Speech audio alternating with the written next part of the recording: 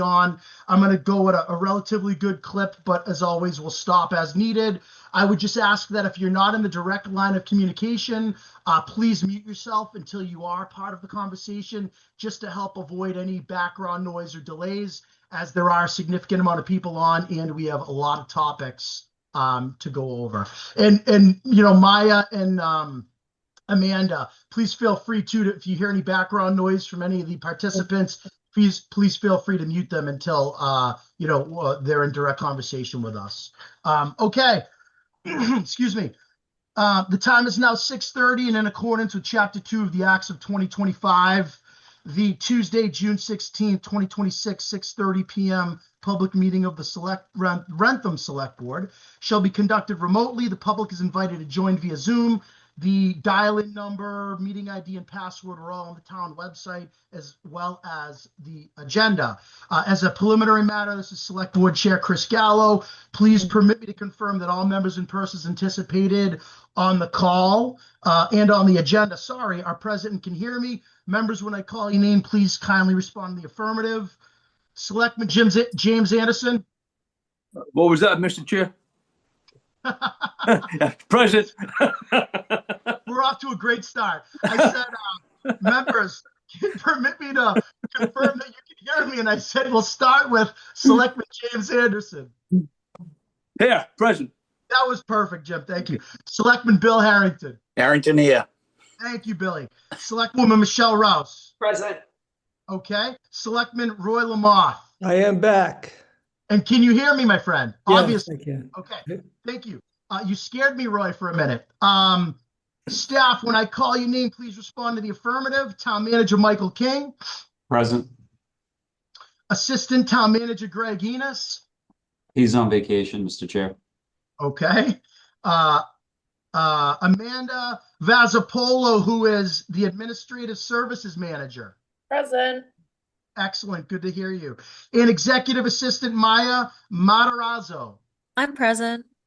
Excellent. Thanks, Maya. Okay, let's get into it. We have a 6:50 public hearing, so we're going to have to juggle that in. But what I'd like to do is ask Selectman Harrington to start off by reading in the announcements. Yes, Mr. Chair. The annual Stage 2 water ban is in effect starting May 1st to September 30th. Mandatory restrictions. Non-essential use is prohibited between 7 a.m. to 7 p.m. The Moonwhacker all-night trail race will take place on June 27th, 2026 at the Rice Complex from 8:25 p.m. to 5:09 a.m. Check-in will begin at 7 p.m. at the pavilion. Participants may enter as a solo competitor or as a team. The cost will be $25 per adult and $20 for children 12 and under. The 2026 Concert on the Common series begins Sunday, May 31st and lasts until Sunday, August 23rd. All are encouraged to join on Sundays at 6 p.m. to enjoy live music at the Town Common. Sweat Beach will open daily from June 13th until August 23rd between the hours of 10 a.m. and 6 p.m. The Open Space Committee would like to invite residents to take a survey regarding open space events to find times and topics most desired by the people of Wrentham. The survey can be found on the town website in the Open Space Committee section. From June 13th through July 9th, 2026, 7 scheduled World Cup matches will take place at Gillette Stadium in Foxborough, renamed Boston Stadium, for the duration of the tournament. Leading up to and during the tournament, expect large crowds, heavier traffic, and increased security, especially on match days. A full schedule of the game days, times, and road closures information can be found on the town website. Municipal office will be closed on Thursday, June 18th for the Juneteenth holiday. There will be no delay in trash or recycling services. Thanks, Jeff. All right. I don't think the people going to the Gillette Stadium would agree it's Boston Stadium, but that's my that's my own 2 cents. We'll talk about that later. So at this time, let's get a few things done really quickly before the 6:50 hearing. I'd like to go to tab 2, please, the approval of the minutes. In our packet, we have the documentation from the June 2nd, 2026 open session meeting minutes. with all the backup. And at this time, the chair would entertain a motion to approve the June 2nd, 2026 open session meeting minutes. So moved. So moved. Motion made by Selectman Harrington, seconded by Selectman Anderson. Any further discussion? Being none, we'll do a roll call vote. Selectwoman Rouse, Yes. Selectman Anderson, Anderson's a yes. Selectman Harrington, Harrington, yes. Selectman Lamothe, Lamothe, yes. Gallo, yes. Motion carries 5-0. Okay. Under new business, I want to make sure we allot enough time. So if you go down to Mike, I'm going to take a couple of these out of order. Like, for example, if you go to tab 7, so this is a reappointment that the Conservation Commission presented to us.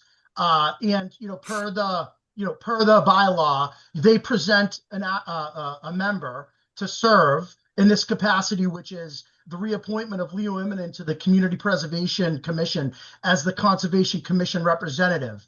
So per the bylaw, the Conservation Commission appoints a representative. And Mike King, correct me if I'm wrong, our job as a select board is just to simply approve that. There's really no vote or deliberation. I hate to use the word rubber stamp, but it's almost like a rubber stamp, isn't it? That is correct. The select board is required to make that appointment upon the recommendation of the committee. And not that we wouldn't, but I just want to set the record straight for the people listening. We have no vote or say to the select board members and anyone interested. So at this time, the chair would entertain a motion to appoint, and in our packet, by the way, we have an excerpt from the Conservation Commission meeting where they chose, recommended, and voted to have Mr. Immonen act as their representative. And that's in our packet, just for the people that can't see that. I just want to make sure we're being fully transparent. So at this time, the chair would entertain a motion to reappoint Leo Immonen to the Community Preservation Commission as a Conservation Commission representative for a term beginning on July 1st, 2026 and ending on June 30th, 2029. So moved. Second. Okay, motion made by Selectman Anderson, second by, I believe it was Selectman Lamothe. Is that correct? Yes. Yep. Okay. Any further discussion? Being none, we'll do a roll call vote. Selectwoman Rouse, Yes. Selectman Anderson, Yes. Selectman Harrington, Harrington, yes. Selectman Lamothe, Lamothe, yes. Chris Gallo, yes. Motion carries 5-0. Similarly, we're going to go to tab number 8, and now it is our duty and obligation to reappoint Charles Woodhams to the Community Preservation Commission as a planning board representative. So same thing. Planning board voted. They wanted Chuck to represent them on the CPC. And so we're approving that right now. We have the documentation and backup in our packet. So at this time, the chair would entertain a motion to reappoint Charles Woodhams to the Community Preservation Commission as a planning board representative for a term effective July 1st, 2026 and ending June 30th, 2029. So moved. Second. Motion made by Selectman Anderson, second by Selectman Lamothe. Any further discussion? Being none, we'll do a roll call vote. Selectwoman Rouse, Yes. Selectman Anderson, Anderson's a yes. Selectman Harrington, Harrington, yes. Selectman Lamothe, Lamothe, yes. Gallo, yes. Motion carries 5-0. And just a point of order, I would ask both of those applicants to make sure they're sworn in correctly with the town clerk, right, Mike, before their next meeting. Shaking his head, yes. Okay. It's 6:38, so we still have a couple of minutes. Why don't we go to tab number 10 and do the appointment of the election workers? So this is an annual housekeeping item that we do every year. This is a list of the election workers from the town clerk. It's in our packet. I don't think we have to read them into the record, correct, Mike King? That is correct, Mr. Chair. So pretty straightforward. Do any board members have any questions or comments before I ask for a motion?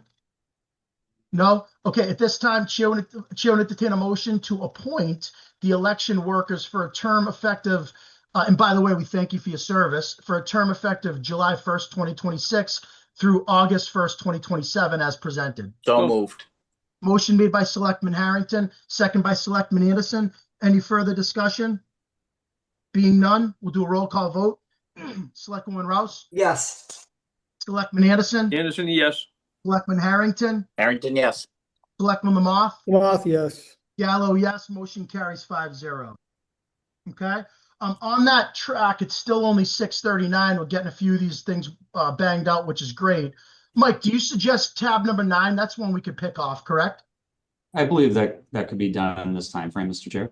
Do you want to give us just a quick summary, just so there's no confusion on why we're taking some of the boards and commission appointments and interviewing them and others that we're not, Town Manager Mike King? Of course. So enclosed is a list that includes board, committee, and commission members who have expressed an interest in continuing their service by submitting reappointment forms. These positions were publicly advertised and no applications were received. And therefore, all of these reappointments are uncontested. And in that case, the board is not interviewing them for reappointment. So Mike, just to clarify, they're uncontested and they're reappointments, so they're familiar to the board on some capacity. Yes, and this is the same process that was completed last year as well. 100%. I just wanted clarification. So what we'll do then is if we go to tab number 9, we have a chance to look at all of these. Any discussion from the board members before I ask for a motion? Okay. Chair would entertain a motion to reappoint members of boards, commissions, and committees with terms expiring June 30th, 2026. Well, that doesn't make sense, does it? So, Mr. Chair, specifically in this case, there's terms that end at different times. So some are 1-year appointments, some are 3, some are 5. So this is the motion we use to just clarify that they're all expiring June 30th, 2026, and will be reappointed to the appropriate term. Understood. Okay, so with that being said, thanks for the clarification. Chair would entertain a motion to reappoint members of boards, committees, and commissions with terms expiring June 30th, 2026 as presented. So moved. Motion made by Selectman Harrington. Is there a second? Second. Second by Selectman Anderson. Any further discussion? Being none, go to roll call vote. Selectman Gallo's a yes. Selectman Lamothe, Yes. Selectman Harrington, Harrington, yes. Selectman Anderson, Anderson's a yes. Selectwoman Rouse. Yes. Motion carries 5-0. Okay.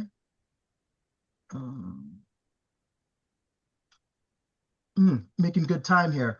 Mike, what else do you recommend? What do we have time to take on? I could do my town manager's report if you like. Why don't you do that, Mike? Because what I don't want to do here, just so everyone wonders why I'm picking this apart, we have to start the public hearing after 6:50 or later. Some of these other ones might take a few extra minutes, so I don't want to cut them short. So, Mike, do you mind giving us your town manager's report? Absolutely, Mr. Chair. So I'll begin with the special election results. Yesterday, Wrentham voters approved the debt exclusion for the Roderick Elementary School project by a vote of 957 to 164, which is approximately 85% voting in favor. Voter turnout reached 10% of registered voters, which slightly exceeds the 9% turnout recorded at the annual town election in April. With voter approval now secured, the project will move into the design phase, with construction expected to begin in the fall of 2027. Thank you to everyone who participated in the election and exercised their right to vote. Update on the FY26 state supplemental budget. The Wrentham legislative delegation has secured 3 earmarks in the FY26 supplemental state budget. They include $100,000 for new flooring at the Delaney School, $25,000 to replace lunch tables, and $25,000 to upgrade the telephone system.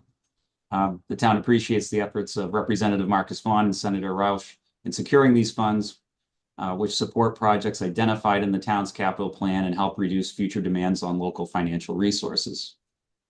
Update on the FIFA World Cup. The first FIFA World Cup match at Gillette Stadium was held this past Saturday evening with minimal reported public safety impacts. Several upcoming matches, including tonight's 6 p.m. game, are scheduled during weekday commuting hours and are expected to generate increased traffic. The town will continue to use its $75,000 World Cup security grant to provide additional public safety staffing on match days, which includes enhanced shift coverage and supplemental traffic management measures, such as restricting certain roads to local traffic only. Also have an update that there will be a new MEC executive director. Mike, hold on a sec. John Jackson, do you mind putting yourself on mute, please? We're getting some feedback. Thank you. Do me a favor, stay on mute until we're ready to have your part of the meeting, and we greatly appreciate it. Nothing personal. We just are getting a lot of feedback when you're on and off of mute. Thank you for your help with that. Mike, go ahead. All right. So again, there's the new MEC executive director update. The Metacom Emergency Communications Center, also known as the MEC, which serves Wrentham, has entered into an agreement with the Southeastern Massachusetts Emergency Communications Center, known as SEMREC, to share an executive director. This is effective August 1st. Current SEMREC executive director Rob Verdone will assume leadership of both organizations, succeeding Bill Keegan, who has served as MEC's interim executive director on a part-time basis. This partnership is the first step towards a potential administrative merger of MEC and SEMREC, which will be the first merger of two existing regional dispatch centers in Massachusetts. This initiative supports the Select Board's goal of regionalizing services to improve efficiency, create economies of scale, and generate savings for taxpayers. In my last update is Wrentham held its second annual employee appreciation event last Wednesday at the Rice Complex. Happy to report that it was well received by staff and a great opportunity to thank them all for their contributions to the Wrentham community. I'd like to thank the Recreation Department for hosting us, as well as Greg Enos and Amanda Vasapola for organizing. And a special shout out congratulations to Sergeant John Colaflores, who was the champion of our inaugural rock, paper, scissors contest. With that, on my report. That sounds great. And the select board was represented by our own Selectman Anderson. And I guess it's clear to assume that he didn't do that well in the rock, paper, scissors competition. Mr. Chair. Yes, sir. So, truth be told, it's the first time I ever played, and I thought I held myself well, even though I got eliminated in the first round. Well, I'm glad, you think elimination in the first round is holding yourself well. I'm joking because I can't really talk trash. I wasn't there. So I really appreciate you representing our board, Jim. All joking aside, you do a great job of stepping up when the other board members can't make it to these events. So thank you for that. And Mike King, I want to say great job with another successful employee event. I really hope our employees know how much they mean to us as a board, as a community, taxpayers. And I want to just give you a shout out in front of the participants tonight at developing a really nice culture, one that I'm proud to call how we interact with our employees. So fantastic job. Thank you, Mr. Chairman. What else do we have? Can we get through the tab 11, Mike, quickly before I go right? Because I can start the public hearing at any time after 6:50, right? That's correct. So you can start it late, just not early. So why don't we go ahead and go to tab 11, Mike, and see if we can get through this. This is a vote. So as everyone knows, we purchased the land over at, not purchased, but there's a conservation restriction on the land at 431 South Street. So Mike, do you want to take us through just what we're trying to accomplish with this? Of course, Mr. Chairman. So before the select board this evening for approval are two conservation restrictions that town meeting appropriated $310,500 in Community Preservation Act funds for in order to conserve approximately 16 acres of forest land on South and Beach Streets. The proposed conservation area includes 13.5 acres directly behind White Barn Farm and two smaller forested parcels on Beach Street. The Metacomet Land Trust secured a state forest reserve grant to cover up to 50% of the conservation costs. The Beach Street parcels will be owned by the Land Trust with a conservation restriction held by the town, while the South Street parcel will remain privately owned and protected by a jointly held conservation restriction. And I will note that the conservation restrictions do require a majority of the select board to execute with wet signatures. And we would like to get that scheduled this week if possible. Okay. So before I go to a motion, any discussion from any questions for any select board members for Town Manager Mike King about this? Pretty straightforward. This isn't new to any of us. We've talked about this at length. Good. Okay. So at this time, Chair, entertain a motion to approve the conservation restriction on property located at 431 South Street from Elliot Raymond, trustee of Ataxia Realty Trust, to the town of Wrentham, acting by and through its Conservation Commission, to and to Metacomet Land Trust, Inc. in the public interest pursuant to Section 32 of Chapter 184 of the Massachusetts General Laws. So moved. Second. Motion made by Selectman Anderson, second by Selectwoman Rouse. Any further discussion? Being none, we'll do a roll call vote. Selectwoman Rouse? Yes. Selectman Anderson? Anderson, yes. Selectman Harrington? Harrington, yes. Selectman Lamoth? Lamoth, yes. Chris Gallo, yes. Motion carries 5-0. And with that being said, we're going to go to tab number 12. Mr. King, would you say that your explanation on the prior tab covered this one, or would you like to give us a quick explanation of this as well? I would reiterate that my explanation covered both tabs, Mr. Chairman. Okay. Any further discussion from the board before I ask for a motion? Again, very familiar with this. Okay. Chair will entertain a motion to approve the conservation restriction on property located at 85 and 95 Beach Street from the Metacomet Trust, Inc. to the town of Wrentham, acting by and through its Conservation Commission in the public interest pursuant to Section 32 of Chapter 184 of Mass General Laws. So moved. Second. Motion made by Selectman Anderson, second by Selectman Lamoth. Any further discussion? Being none, we'll do a roll call vote. Chris Gallo's a yes. Roy Lamoth, Yes. Bill Harrington, Harrington, yes. Jim Anderson, Anderson's a yes. Del Rouse. Yes. Motion carries 5-0. Okay, let's go back up to tab number 3. So now we have a public hearing. This is a poll, a National Grid poll petition hearing on Green Street. This is pretty straightforward. We've done this a bunch, but to anyone who's new, this is standard practice. When National Grid wants to add, move, or alter one of their polls, we have to have a public hearing. So in our packet, we have the public hearing notice. We have the petition for joint or identical poll locations. With us, we have some members from National Grid, either Kadeen Berry and or Andrew Allen and or Helton Lopes. And before we get there, Chair will entertain a motion to open the public hearing. So moved. Motion Second. made by Selectman Anderson. Is there a second? Second. Second by Selectwoman Rouse. Any further discussion? Being none, we'll do a roll call vote. Selectwoman Rouse, Yes. Selectman Anderson, Anderson's a yes. Selectman Harrington, Harrington, yes. Selectman Lamoth, Lamoth, yes. Gallo, yes. Motion carries 5-0. Now, the chair would entertain a motion to waive the reading of the public hearing notice. So moved. So moved. Motion made by Selectman Harrington, second by Selectman Anderson. Any further discussion? Being none, we'll do a roll call vote. Selectwoman Rouse, Yes. Selectman Anderson, Yes. Selectman Harrington, Harrington, yes. Selectman Lamoth, Lamoth, yes. Chris Gallo, yes. Motion carries 5-0. Okay, public hearing is now open. Do we have, who from National Grid's going to walk us through? Felix is here. Hi, Felix. Welcome to the meeting. Go right ahead. Thank you, sir. How is everyone doing today? Good. Very well. How are you? I'm good, thank you. For this job, National Grid is petitioning to install one JO mispan pole between poles 1 and 2 at House 30, Green Street in Wrentham. National Grid is looking to install a disconnect switch, which is supposed to support a recloser at the conjunction pole, pole 2.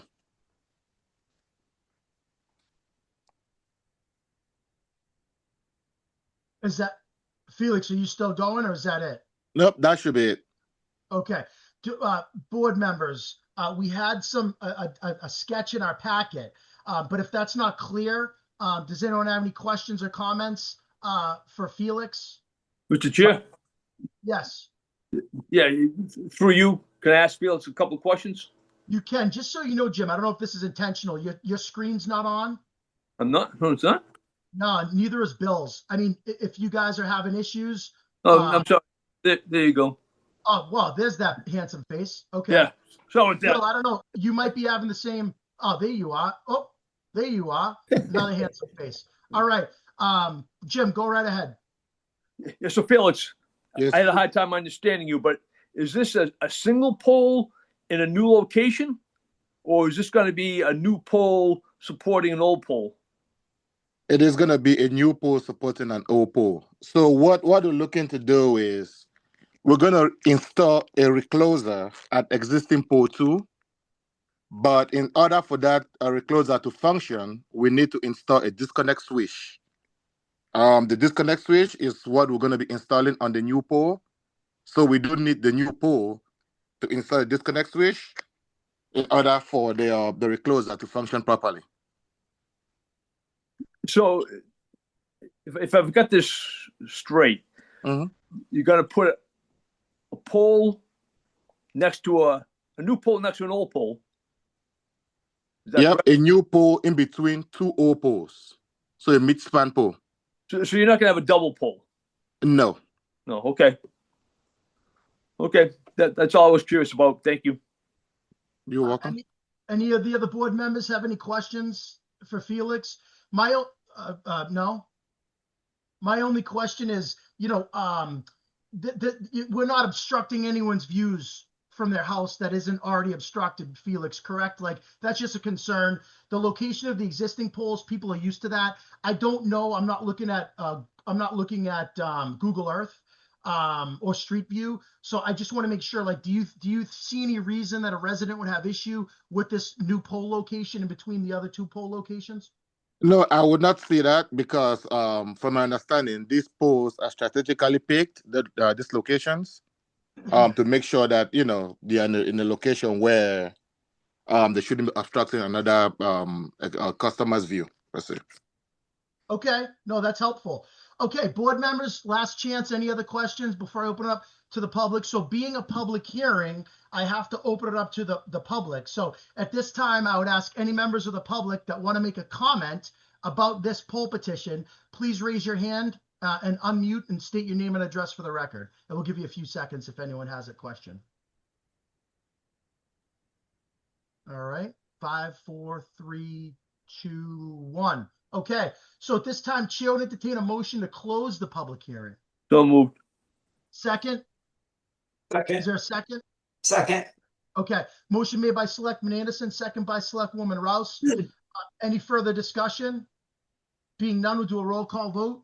Selectwoman Rouse? Yes. Selectman Anderson? Yes. Selectman Harrington? Harrington, yes. Selectman Lamoth? Lamoth, yes. Chris Gallo, yes. Motion carries 5-0. Now the chair would entertain a motion to approve the National Grid poll petition for Green Street as presented. So moved. Second. Second. Motion made by Selectman Anderson, second by Selectman Harrington. Any further discussion? Being none, we'll do a roll call vote. Select Chris Gallo's a yes. Selectman Lamoth? Lamoth, yes. Selectman Harrington? Harrington, yes. Selectman Anderson? Yes. And Selectwoman Rouse? Yes. Motion carries 5-0. Okay, Felix, there you go. Have a great night. Thank you, sir. Thanks, everyone. You Good bet. night. Okay, let's go to tab number 4. All right, so tab number 4 again is something that shouldn't be that new to us. This is a common victual license application for the kitchen at White Barn Farm. In our packet, we have a common victualler application. With us, we have representation from White Barn Farm, either Chris, Sean, representing the kitchen at White Barn Farm. Mr. King, do you want to give us a quick summary before we turn it over to the applicants for any additional points? And is there a reason why this is a new application versus a renewal? Because I believe we've done this before. Yes, the kitchen at White Barn Farm previously had a common victualler license last year, but had let it lapse. So I would just make a note that in the future, it would be preferable if the common victualler could be addressed during the annual renewal period in the future, if possible. Okay. That's fine. And so any other additional information before we turn it over to the applicant? Through you, Mr. Chair, I had one question. Yeah, go right ahead, Selectman Harrington. So the current license is expired, but yet it's still in operation? The food permit was approved. It's the common victualler, which would be allowing for seating. So the Board of Health approved for them to have food to be served to go. So but there's but there are people sitting eating there. I've driven by there. And that's what we're trying to address tonight. So they're still operating without the proper license currently. If there is seating, that is correct. Okay. Thank you, Mr. Chair. Was that clear to them, Mike? I just want to make sure that was clear. So I don't like it when people, something's going on and they didn't get notification or whatever. So was that presented clear to the White Barn? I know we're trying to resolve it this evening, but I'm trying to make sure this doesn't happen again. Yeah, it was communicated that they need to obtain a common victualler license in order to have that aspect of the business, and they did submit one. With the meeting schedules, they did open beforehand. Okay, so let's resolve that this evening. White Barn Farm, I see Chris on here. I see Sean on here. Guys, please work with us moving forward. Make sure that we get these things renewed so that they don't lapse, because technically you're operating without a license. This board's very, very gracious to not only, we think we're pretty gracious anyway, to White Barn and all of our small businesses. So we don't want to be heavy-handed, but please don't put us in a position where, we're in a bad position, I guess, is what I'm asking of you both. So at this time, I'll turn it over to who's going to take the lead and just give us a quick summary of what we're trying to do, Chris and Sean, or we know what we're trying to do. Do you have anything to add? Chris or Sean, or anybody else, by the way? I don't have anything to add. I can, if needed, I can give some explanation as to why the license lapsed or why we've been operating, et cetera. But it sounds like that part is resolved. I have nothing else to add. Okay. Yeah, it would be my preference to agree that, there was, for whatever reason, an issue. We're dealing with it tonight, and then moving forward, we're going to make sure that everyone's on the same page. Is that fair, Sean? Okay. Yes. Great. Chris, do you have anything to add before I ask the board members or No, anybody else? I'm good with that. Yeah, I think it just had to do with some scheduling stuff and when this meeting was. So we apologize about that. No, I appreciate that. Thank you. I will say this: in order for a common vic to get to this stage where it's being presented to the select board as it is tonight, there's a whole internal review process where all the department heads are the application sent around, and department heads are to chime in if anyone has any issues or concerns. Mike King, is it correct that the only issue we have is there is a concern from the building commissioner, John Naff, that we'd ask White Barn to reach out to them regarding placement of the seating and discussion of either a possible barrier or trying to move the seating back slightly off of the main road? Because there was a communication in my packet that the commissioner was concerned that it could be a safety issue if someone lost control coming down Route 1A. And obviously no one wants that, right? Mike, is that your understanding as well? That is correct, Mr. Chairman. The building commissioner would like to engage in a conversation process with them on that topic. Okay. Is there any other board members that want to make questions or comments before I ask the motion? One question through you, Mr. Chair. Go right ahead, Selectman Harrington. Seeing as that they're operating basically illegally and the building inspector has issues, wouldn't it be prudent that they get that addressed prior to us issuing them a license, or issuing it only pending correction? Yeah, so Selectman Harrington, as we do with all these motions, every time we do one of these, the motion to approve is pending on good standing with the Board of Health, the building inspector, and public safety. So we worded into the motion that it's only approved pending any issues that they might have with any of those department heads. Thank you, Mr. Chair. Yeah. Are you okay with that? Yeah, so in the meantime, they'll only use it for takeout until he gets it straightened out with the building inspector. I'm not, Mike, do you have any input on that, Mike? That'll be the correct process, to Mr. Harrington's point. Okay. So they have Board of Health approval to operate, so they can have the kitchen open. They can do takeout. It's the seating that's triggered by the common victualler. So Sean and Chris, I would ask you to please get in touch with our building commissioner immediately and work through the issue of the concern. Okay. What's the best way to do that? Mike, I'll let Mike King answer that because he reports to Mike King. So just so you guys know, we are in communication with the building inspector. Correct, Sean? The building inspector came by and we talked about 40 feet seating 40 feet from the road. Right. He Our came. seats are picnic tables, so that seems like a pretty. We talked to him, and we will continue to talk to him. I just want to let you know that there has been a form of communication already with the building inspector, Yep. and he has addressed the seating with us, and he talked about 40 feet from the road. Again, our seats are picnic tables. We can do that. And then I think we wanted to meet more with him about some other stuff, and I think he gave Sean some suggestions. I believe that's correct. Is that correct, Sean? Yeah, but he did not make it clear how to follow up with him.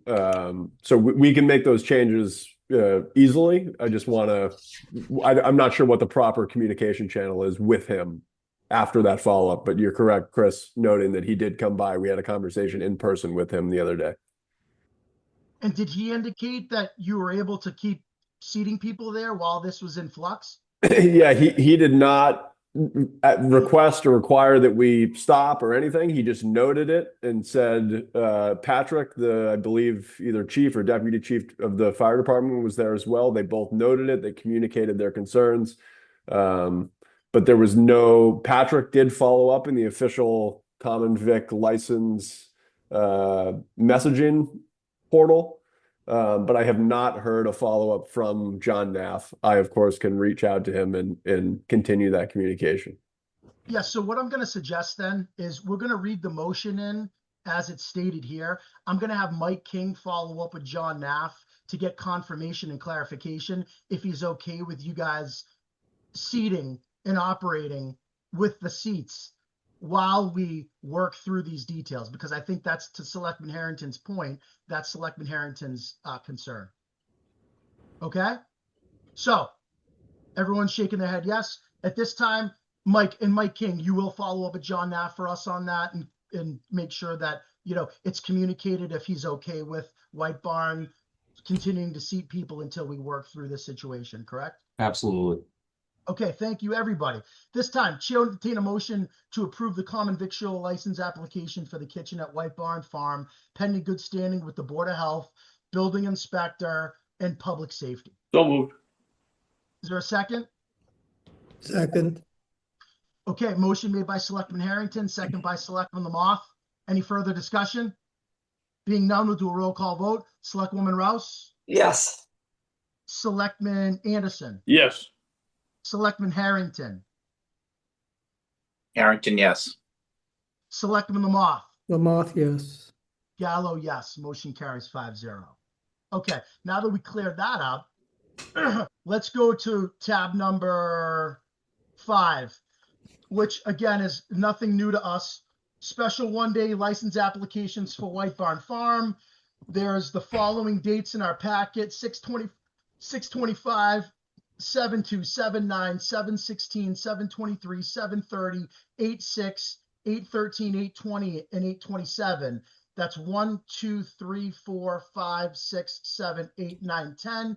Under the new policy of the select board, Mike King, how many are they allowed in a year? The select board increased it from 12 to 16. Beautiful. And they haven't used any thus far, correct? Correct. So they're well within their limit. Fair Yes. statement? That's Excellent. correct. Okay, so once again, this is the same process. We go through this every year. Chris and Sean, I don't want to take words out of your mouth. Is this the same thing we do? We have some beer, we have some music. Pick one of you guys. Go ahead and address the board quickly as to what this is all about. Yeah, so this is very similar to what we do every year. The only difference is instead of having a brewery come, we would like to, Kitchen at White Barn Farm is going to be having the one-day beer wine license, so we can keep it in-house. So rather than having someone come from out of state, we will have tip certified beer pourers, but everything will stay the same except for we run through Kitchen at White Barn Farm, who has the ability to who is actually the one pulling the permit, I believe. Is that correct, Katie? Yes, it would be under the CV of White Barn Farm or the Kitchen at White Barn Farm. So my only question is, whose beer is it? Like whose Who's So alcohol? we will be getting the beer through the approved lists on the town website. There's an approved list that we can buy beer from and Yeah. sell retail. And so we have to work within that list. Am I correct in that, Mike? It's a state list, not the town list, but yes. Sorry, the state list that we can buy approved beer. And it will Mike, be so- from local Massachusetts breweries. Okay, Mike, so this is a little bit different, right? This is a little bit different than what we're used to, but talk the board through it. Let us know if there's anything we should be concerned about. I know if it gets to this point, as I just said, it's already been briefed and discussed by all the department heads, but because there's a slight change here, I just want to make sure that it's nothing that the board members should be concerned about. Yeah, so this has been reviewed. I even had a conversation with public safety just today, just to double check, and they're comfortable. I would kind of equate this a little bit similar, just not in its form, because it's a common vict, is like, James's Breakfast will request as a common victualler holder to serve beer and wine in-house as a special one day. They're not exactly bringing in an outside entity to do it. It's different for White Barn, but it's not necessarily out of the ordinary for a one-day license. Yeah, understood. Just slightly different than what we've done with White Barn in the past. Chris and Sean and who else was on here? Thank you for keeping us on our toes. We appreciate Katie. that. Yeah, Katie, thank you. Board members, do you have any questions or comments to anybody at White Barn before I ask? I think Selectman Harrington might. Selectman Harrington, I'll start with you. Go right ahead. Thank you, Mr. Chair. So two things. First, on his application, it says rotating beers brought from authorized sources for one-day licenses found online. Exact weekly plan can be provided if needed. I'd like to see that plan, just if it's even just in an email notifying us what they're doing and with whom. And secondly, I guess this is a question through you, Mr. Chair, to Mike King, is does White Barn Farm pay beverage and meal taxes to the town for their pizza thing and their beer gardens? So that's a required state withholding tax. So the answer is yes. Yeah. yes, yeah. So Okay. meals tax, correct, Mr. Harrington. Okay, thank you. And speak to Mike. What's your comment on the? What did Bill want to see? The plan. What plan was that? So would you like an email each week of the beer or wine that we're going to buy in and what we're going to serve from the approved state list? Is that what you're saying, Bill? Yeah, I'd like to see that. If you could send it to the the BOS email that we have, just so we know what you're doing and where it's coming from, and maybe Yep. if it's one of my favorite breweries, I'll be stopping by more frequently. Sounds good. Yeah, that's the idea. Is hopefully we can be working with more local brewers than just one, and we can totally put that together. That'll be part of our organization, and sending that on to your way is super easy for us. Thank you, appreciate it. Yep. Okay. Okay. So with that being said, Chair would entertain any other questions or comments from select board members? Seeing none, Chair would entertain a motion to approve the special one-day alcohol license application for White Barn Farms Summer Nights at the Farm Series to take place on June 25th, July 2nd, July 9th, July 16th, July 23rd, July 30, August 6th, August 13th, August 20, and August 27, 2026, pending good standing with the Board of Health, Building Inspector, and Public Safety. So moved. Is there a second? Second. Okay. Motion made by Selectman Anderson, second by Selectman Lamoth. Any further discussion? Being none, we'll do a roll call vote. Selectwoman Rouse. Yes. Selectman Anderson. Yes. Selectman Harrington. Harrington, yes. Selectman Lamoth. Lamoth, yes. Gallo, yes. Motion carries 5-0. Okay. Thank you guys. Yep. Yep. Thanks so much. Good to see you. Yep. All right, let's get down to tab number 6. Okay. Tab number 6 is going to start our interviews and appointments and reappointments. Okay. First up, we have Conservation Commission. So as the board will recall, Yeah. You shut off the water? Roy, you're not on mute, just so you know. Thank you. As the board will recall, last meeting, we had 2 applicants Julie Garland, who's the one of the incumbents, as well as Sean Dooley had interviews. Both of them, I think, did a nice job. We have, my understanding is we have two more candidates that we're interviewing this evening, Brenda Eile and Brian Tufts. I will say, Mike, did you send out that email to the board updating us on the status of Sean Dooley's application? I didn't have an opportunity to forward the email, but I can confirm that Mr. Dooley did withdraw his candidacy for the Conservation Commission this evening. Okay, which is a shame. He did a really nice job. I thought he would bring an interesting perspective, but you know, things come up, things happen. So we wish him the best and hope to see him throw his hat in the ring for something else in the future. So what that means is now we have Julie Garland, Brenda, and Brian interviewing for 2 appointments, correct, Mr. King? That is correct. Okay, that's correct. Okay, so what we're going to do tonight is we're going to interview Brenda and we're going to interview Brian. And we're going to start with Brenda. Brenda, are you with us this evening? I am here. Hello. Hi, welcome to the meeting. Great to have you. So this is pretty non-intense. We just like to say hello. We'd like you to say hello to the board, maybe a quick summary of who you are, why you're applying for the position, maybe some relevant experience, and then I'll turn it over to the board members to see if anyone has any questions or follow-up comments. Again, Brenda, thanks for throwing your hat in the ring, and the floor is yours. Sure. So my name is Brenda Eile. I was raised in Walpole and lived in Franklin for about 10 years before my husband and I moved to Wrentham in 2003. We have 3 sons who have gone through the Wrentham public school systems. My undergraduate degree is in biology with a chemistry minor, and I hold a master's degree in project management from Northeastern. I'm currently, I'm semi-retired from a very long career in the biotechnology, biopharmaceutical industry, where I was responsible for ensuring that clinical and commercial products were compliant with regulatory requirements for the US FDA and other major global markets.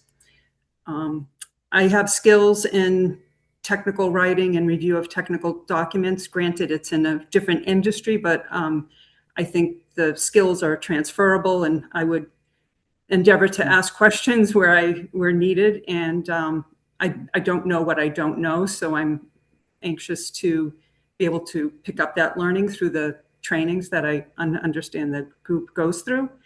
And also extensive teamwork and collaboration for problem solving in the industry, seeking cross-functional inputs to ensure getting a drug to market through sort of a team approach using the regulatory affairs and legal teams to ensure drug compliance, and logistics for import and export permits, packaging engineers to ensure the package will protect the product from physical and light damage along the way, and that all components are manufactured to specifications for the final product. The reason I'm motivated to apply for this position as a volunteer is, as I said, I recently semi-retired, and I want to be able to give back to the community. And I have a great interest in the Conservation Commission, and I recently learned a lot about some of the sort of the scope of the Conservation Commission, given the most recent application that was in our neighborhood for the 55+ community. And I learned a lot about what the Conservation Commission does, and also being a steward of wetlands, considering my property is about half wetlands. I'm very mindful of being a steward of the wetlands and ensuring that we care for our drinking water supply in a manner that is, responsible and compliant with the regulations. Great. I appreciate that, Brenda. Thank you so much. Excellent job. I'm going to open it up to the rest of the board members to see if anyone has any questions or comments. And typically, if you've ever watched one of our meetings, you know that I typically start with Jim Anderson because he does such a great job on asking questions for these applicant events. Jim Anderson, Selectman Anderson. Yeah, thank you, Mr. Chair. So Brenda, first of all, I want to thank you for submitting an application. My question to you is, if you were to get on the board tonight, what's your goals and objectives going forward on the Conservation Commission? I would endeavor to come up to speed as quickly as I could. I do know that there are a lot of training requirements for the position. I also have appreciated the information and mentorship from the Conservation Commission for educating the public. I would hope to contribute in that area as well. Specifically, I have an interest in invasive species and preserving some of the wildlife that we have in this area that is potentially threatened. Okay, just by chance, have you attended any of those meetings, Conservation Commission? Attended them? Yes. The 55 plus community was the one that the series that we attended over a 12 to 18 month period. Is that what you mean, like a routine? Yeah, I should know if you had any experience like attending those meetings and have an idea what they do. Yes. Yeah. Okay, thank you. Yeah. Yeah, no more questions, Mr. Chair. All right, thank you. Selectwoman Rouse. Thank you, Mr. Chair. Brenda, nice to meet you, and I echo Select Board Anderson's sentiments and appreciate your applying for this commission. I have a question. On the commission, I know that you're going to be receiving different input, public input, different opinions. How can you give an example of how you're going to manage between residents, developers, and different commission members' opinions and coming to an independent decision? So that's a great question, because I think it's easy to be influenced if you're new to a role and you're not so familiar with the regulations. But I think that's a key area where I would put my efforts in coming up to speed and ensuring that the application, the points in the application are evaluated against what the requirements are for not only the state but our town bylaws as well. And evaluate that and come up with my own independent response, but also be open to facts and opinions of others that may provide me with information that I may not have or may not have thought of. Since we don't have the pleasure of doing a full-on, long interview, just tell us, why you think that you are the right person for the Conservation Committee. Or commission. Well, first and foremost, I have the time, energy, and bandwidth to take on the education component and also the responsibility of the meeting attendance and the preparation for those meetings at this time. I also have experience with reviewing long, complex technical documents, granted in a different industry, so I would have to use that transferable skill and be able to comprise my questions for any applicant to ensure that I have sort of a full picture for areas where I don't have the expertise. And then I guess just one more question. Sorry, Mr. Chair and everyone else. As you've been orientating yourself to this commission, what do you see the major challenges facing the Conservation Commission in the upcoming years in Wrentham? I think sort of balancing that, the preservation of the drinking water supply with the development that will ultimately potentially impact it. And it's very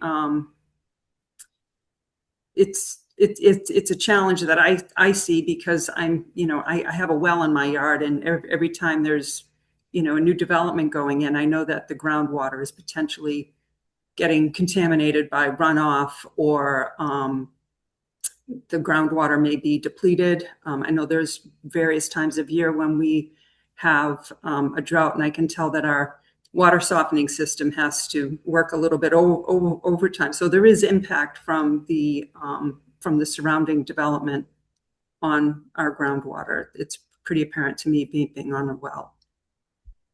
Great. Thank you so much. I appreciate it. That's all, Mr. Chair. Okay. So Selectman Anderson, Selectman Ross, Selectman Harrington. Thank you, Mr. Chair. So thank you, Brenda, for volunteering your time.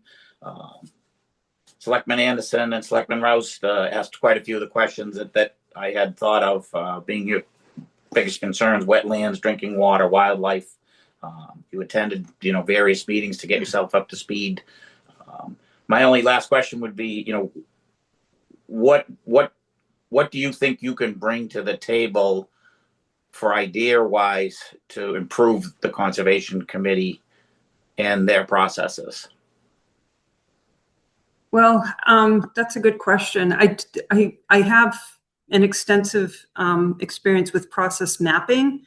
I think even going through a recent process that we had with a garage build out being on wetlands, the process, at least to us, wasn't exactly clear what goes to the state, what goes to the town, what gets registered at the Registry of Deeds. So I think maybe facilitating public awareness for that type of information through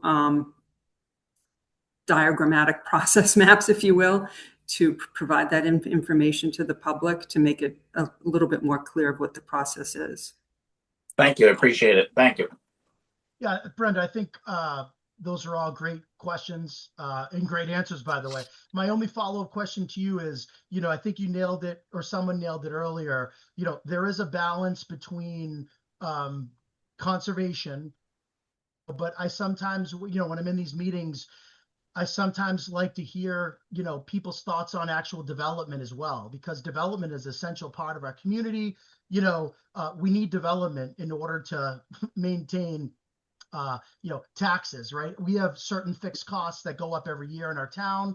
And if we don't have some kind of development, our taxes are going to continue to increase, right? So what is your thoughts on development? Are there certain types of development that you would favor more over others? And what I mean by that is, would you favor commercial versus residential, or do you group them all the same?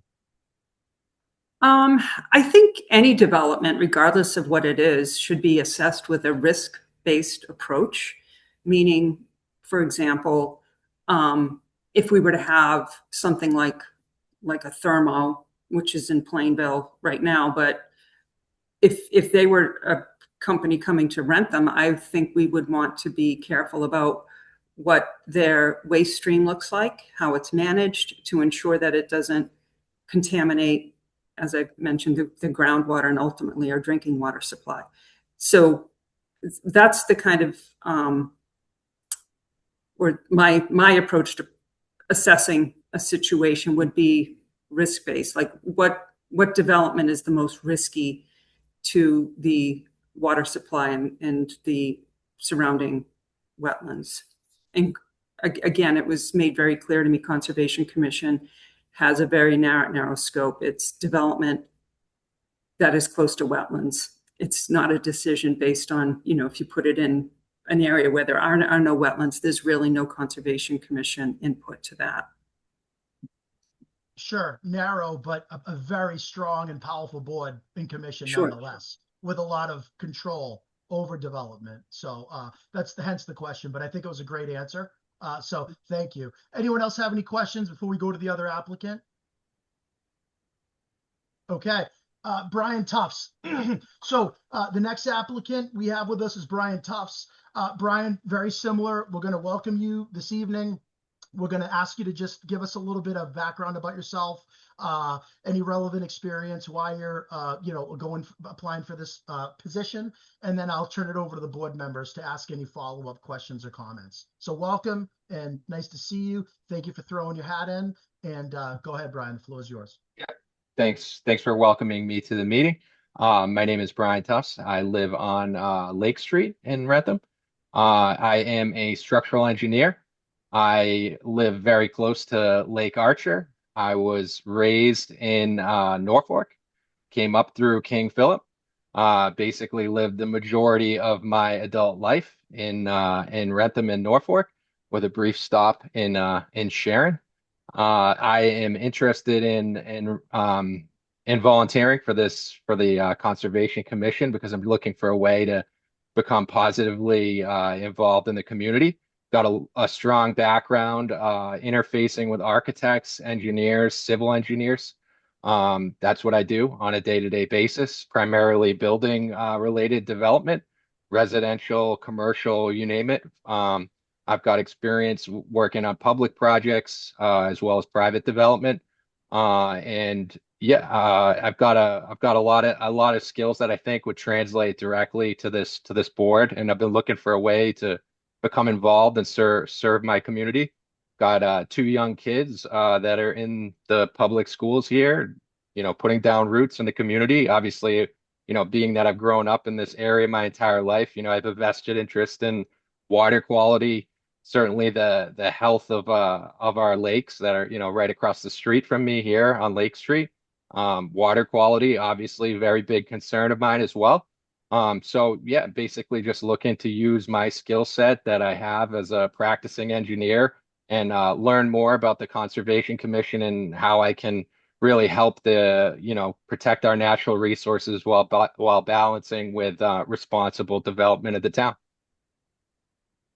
Okay, excellent. Thank you for that. I'm going to turn it over to the board members. I forget which way I went last time, so I started with Jim Anderson. So Selectman Anderson, the floor is yours. Thank you, Mr. Chair. So Brian, first of all, thank you for applying and welcome back to Wrentham. Thank you. And I'll ask you the same question. If you were to get appointed tonight, what do you see your goals and objectives on this important committee? Yeah, I think coming in sort of with an open mind and trying to interpret the laws and statutes that govern the protection of our natural resources. Certainly leaning on the more experienced members of the commission, coming up to speed with the regulations and how they apply in the jurisdictions, the invested parties that are involved. I'm interested in sort of learning more about it. And leaning on the more experienced members to sort of show me the ropes to some extent, but also digging in on the code itself and how we apply rigidly the to the letter of the law. Those are the things that I'm interested in. Okay. And do you have any experience with water quality? Not directly. No. I mean, as a structural engineer, I'm designing the building, making sure things are safe, right? There's water quality type engineering folks that I've interacted with that that's their primary area of expertise. I'm not an expert of water quality, so I'm interested in sort of expanding my view and learning more about it. Okay, so do you think that your skills would translate into this? I do. Yeah, I think there's a lot of transferable skills. Certainly the ability to read and interpret the code. That's something that I do on a daily basis. I'm interested in sort of expanding my knowledge within that base and applying the skills that I've already learned into different areas and learning more about it. Okay, thank you. No more questions, Mr. Chair. All right, thank you. We'll go Selectwoman Rouse. Thank you. Nice to see you, Brian, and thank you for applying for this commission. From your perspective and what you've learned and witnessed on the Conservation Commission, I'll ask you as well. What do you see some of the main challenges it is facing here in Wrentham? Yeah, again, I think there's water quality concerns with our town wells. There's water quality concerns at the lakes with algae blooms and things like that. Those are the things that I'm aware of just from being talking to my neighbors and other folks in town. So those are the things that are sort of high on my priority list, is learning about those issues, how we can manage and mitigate those concerns. Being a good liaison for the town, interfacing with residents' concerns, hearing what my neighbors are concerned with and other folks in town, and coming up with a plan to sort of meet the needs of the towns as well as meeting the needs of potential developments and balancing the two. I'm very interested in sort of being in it, learning more and sort of finding a common ground. Can you give us an example on how you've worked collaboratively with a group to achieve a goal? Yeah, absolutely. Every single day on every ground up project that I've ever been involved, there's multiple stakeholders. There's the town that you're trying to, develop a property. There's the permitting process that's involved with that. There's the architectural design if it's a building. There's the civil design. How's the property being developed? What are the buffer zones? What are the appropriate setbacks? And what's the storm drainage design need to be for a particular site? I'm involved in those discussions. I'm listening in on those types of meetings literally on a daily basis. So I'm pretty familiar with construction related terminology, reading plans, reading specifications. It's all, in my wheelhouse. I'm doing it every day. Excellent. Just one more question for you from me. I'd love to know from your perspective, what does transparency in local government and communication decision making mean to you? Yeah, transparency is being open and honest about what the desired objectives and goals are.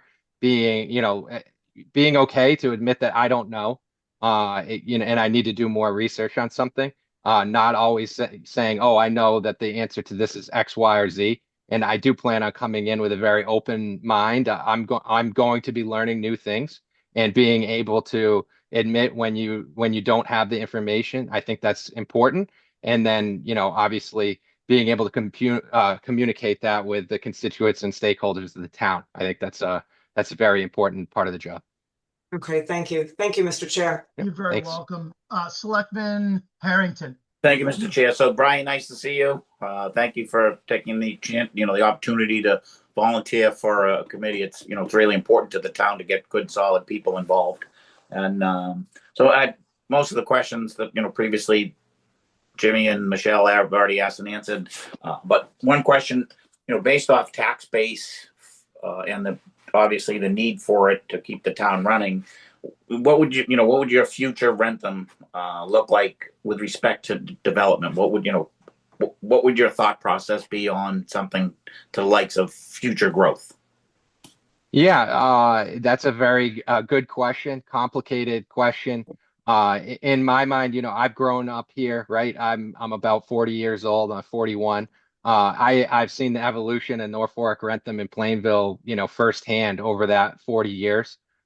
It would certainly be my goal to maintain as much as possible the rural nature of the town and preserve the natural resources so that we can continue to have, good animal populations, clean water, good lakes, and free open space for the community to be involved. I'm thinking now of Sweat Beach and things of that nature. Like I grew up going to Sweat Beach. That's an important asset to the town.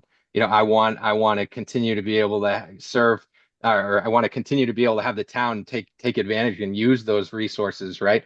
So I think any look at development needs to be, have a critical eye to what's best for the town in the short term, but also balancing that with the long term and, making sure that the town kind of stays true to its roots and continues to be the gem that it is. And frankly, the reason why I've stayed in this area is because I think that the stewards of the town of Wrentham have done a great job kind of keeping the town, the way it is, frankly. Thank you. Appreciate it. Yep. Selectman Lamothe. Brian, thank you for throwing your hat in the ring. My concern was with 2 kids and a great career.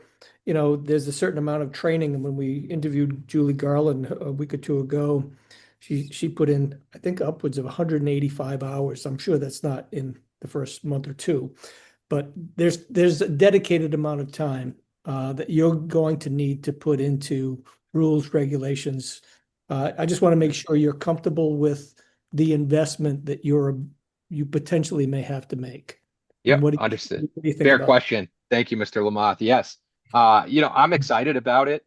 I see it as a real learning opportunity for myself. I like I touched upon previously, I want to be able to serve the town better. I want to be an asset to the town, and I certainly consider myself a lifelong learner. No answer that I give is too rigid to back down on when I'm presented with better information. I'm very analytical in that regard. I think of myself as pretty open-minded. And coming into this, I know that I'm going to have a lot to learn. And, being able to stay open, objective, and take all the information in and really dig in and learn and apply those new things that I learned to form an opinion. I'm excited about it. I see it. I do think, there's a limitation to my bandwidth, no question about it. Certainly having two kids that I'm running around to different sports and activities and whatnot, it takes a lot. But I think I'm in a position right now where I can take this on, and hopefully I'll have a little bit of grace as I join the commission, if I join the commission, to come up to speed. And I'll certainly be leaning on those more experienced folks on the board for the interim while I get up to speed and do that education component. But I'm excited to dig in and learn more. Thank you. Appreciate it. That's all. Thank you. And just Gallo. just a reminder, Selectman Lamoth, I'm actually your chair, and I have two small kids and run a small business, and I'm on other boards and committees, and I think I do a good job. So I think it's doable. Yeah, So great. I don't want to scare him away, saying he's going to 100 hours. You're going to be sleeping in the Conservation Commission. That's not the intent here, but I respect the fact that there is a level of commitment, Brian, and to Roy Lamoff's credit, he just wants to make sure that you understand that there is a level of commitment. And then the other bad thing about going last is my friend Selectman Harrington stole my thunder and asked you the question about development. So as I asked Brenda, and it was different, Bill, so I'm joking, but Brian, as I asked Brenda, I mean, the town has costs that continue to go up every year. I think if we could all have it our way and taxes weren't a recurring issue for us that go up, we'd all want to have no more development in the town of Wrentham, and we want to have as much green space as possible. Unfortunately, that's not realistic. We need a certain level of development to offset tax growth, because as you know, Proposition 2.5, we can only increase taxes by 2.5%. But Mike King, is this a fair statement? Our costs continue to go up more than 2.5% every year. That is correct. Okay. Hence, there's one to two things we can do. Find sources of revenue, development being one of them, or increase taxes for us, the taxpayer. I think I pay enough in taxes already. So I'm just curious, Brian, what you think about, and I'm being a little bit facetious, but I'm serious at the same time. What are your thought processes, and where are you at with common sense development versus no development at all versus? Give us your opinion. Yeah, absolutely. So, I mean, I think every development needs to be looked at with a critical eye. I'm not going to say, residential is the way to go versus commercial, but I think everything needs to be done thoughtfully and with purpose, right? And the weighing the benefits, the cost, the benefit, the pros and cons of every single development need to be evaluated, certainly with the tax base in mind, as well as the use of natural resources and the impact on our natural resources, right?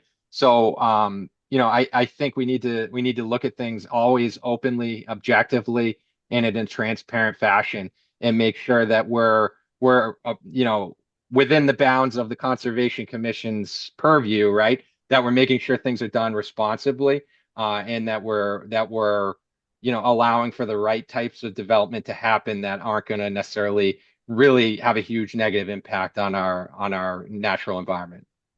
All right. Thank you very much.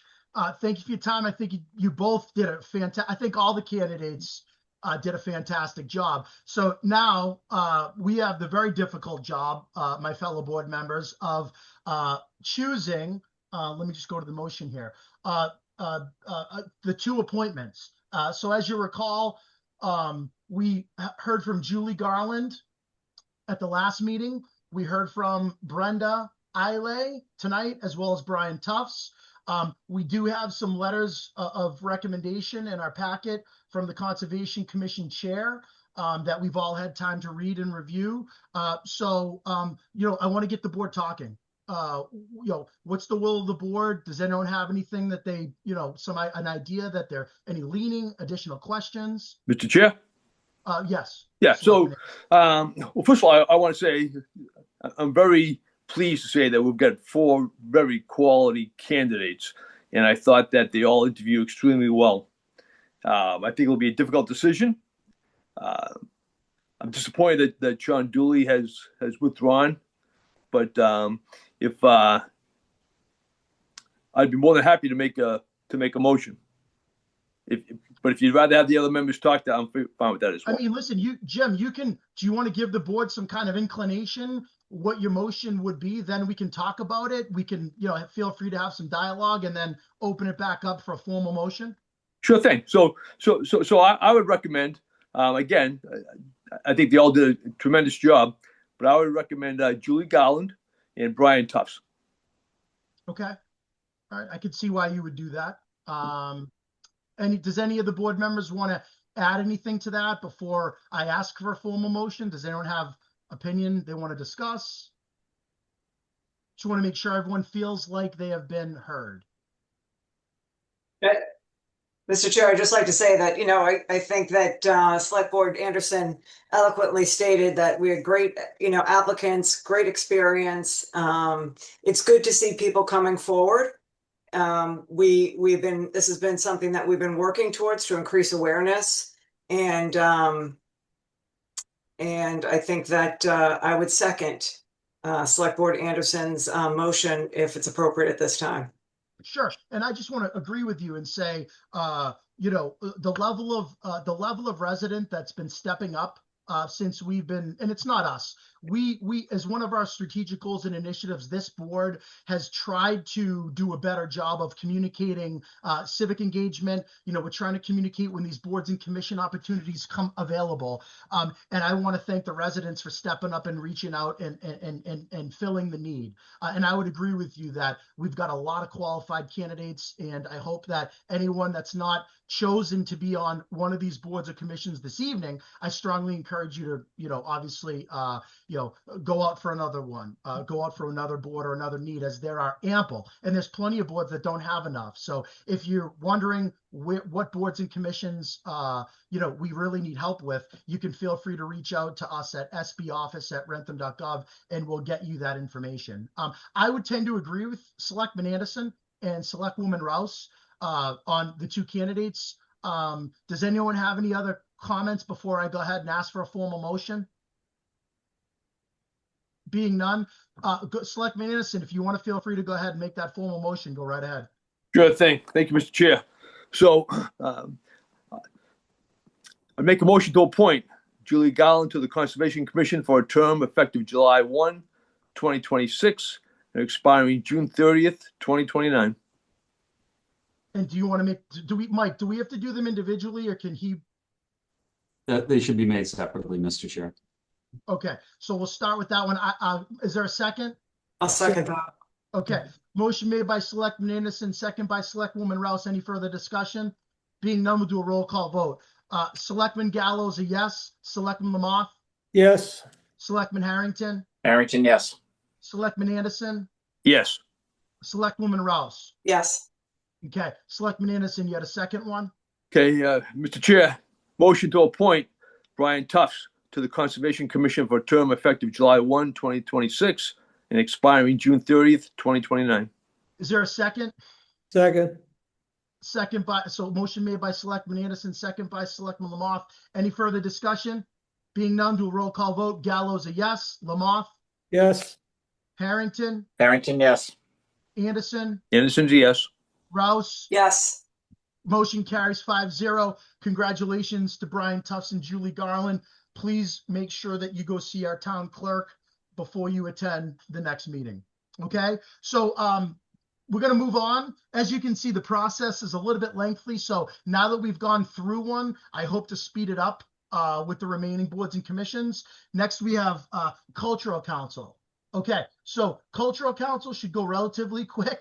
I believe there's one applicant and one appointment, correct, Mike? That is correct. There's not multiple applicants for this position this evening. Okay, so with us, we have Jean Lightbody. Jean, are you with us? Hi, good evening. Hi, Yes, good I am. evening. How are you? Good to see you. Good, good. Great. So really quickly, so you just saw how the process works. Mhm. We are going to try to speed it up, but we're not going to rush you. I'm just going to speed up. I'm going to talk less, which is a good thing for all of us. So, Jean, welcome to the meeting. Can you please address the board? Let us know why you're interested in the Cultural Council, and you know, a little bit about yourself and why you think you'd be a great candidate. Sure. Well, for everybody who doesn't know me, I'm Jean Lightbody, and I'm actually a zoning board member. And in the last, we just elected 3 alternate members, any one of them, which would be a great full member.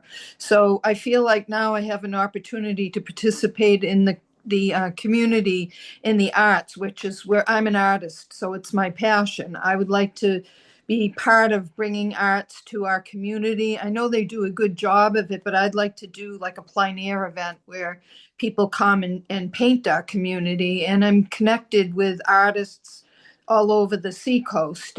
So real professionals who would really enjoy our beautiful community. And so what I want to do is be connected with the council, with people who already know what they're doing. And I can learn about that and about, you know, issuing grants and how we interact with bringing young people, young artists up. And so they become somebody like me who, you know, follows their what they like to do. And maybe working with White Barn Farm. I've done some stuff with the Foxborough Art Association over the years and know those people. So I'm networked and connected with different art associations and different types of events I have real experience with. I think I'd be a better suited to serve our community and the cultural council than the zoning board. However, I would stay with that if it's allowed as an alternate member and ask one of the new alternate members if they would want to take over being a full member, because they're great. We have a great zoning board now. I'm really thrilled with the new people. Great. Well, So, thank you yeah. thank you for that information and the plug for the zoning board. We appreciate Yes. that. Mike King, can you speak to how that would work, just so we know? Would she have to make a change from her responsibilities in the zoning board, or? So Yeah. those positions are specifically appointed. So Right. I mean, like the She could associate and the resign. Couldn't she, if ZBA. she wanted to resign? Yeah, she would resign, and then it could be filled by one of the alternates. Yeah, that's sort of the way it's worked in the past couple of years. I actually started as an alternate, and then a full member resigned, and I took his position as a full member. But that was the cultural council didn't have an open seat, and I've always sort of wanted to get involved in that. Great. So what we'll do Yeah. is we'll deal with the zoning piece on a separate at a Mhm. separate time. Jean, you could work with myself and Mike King on that.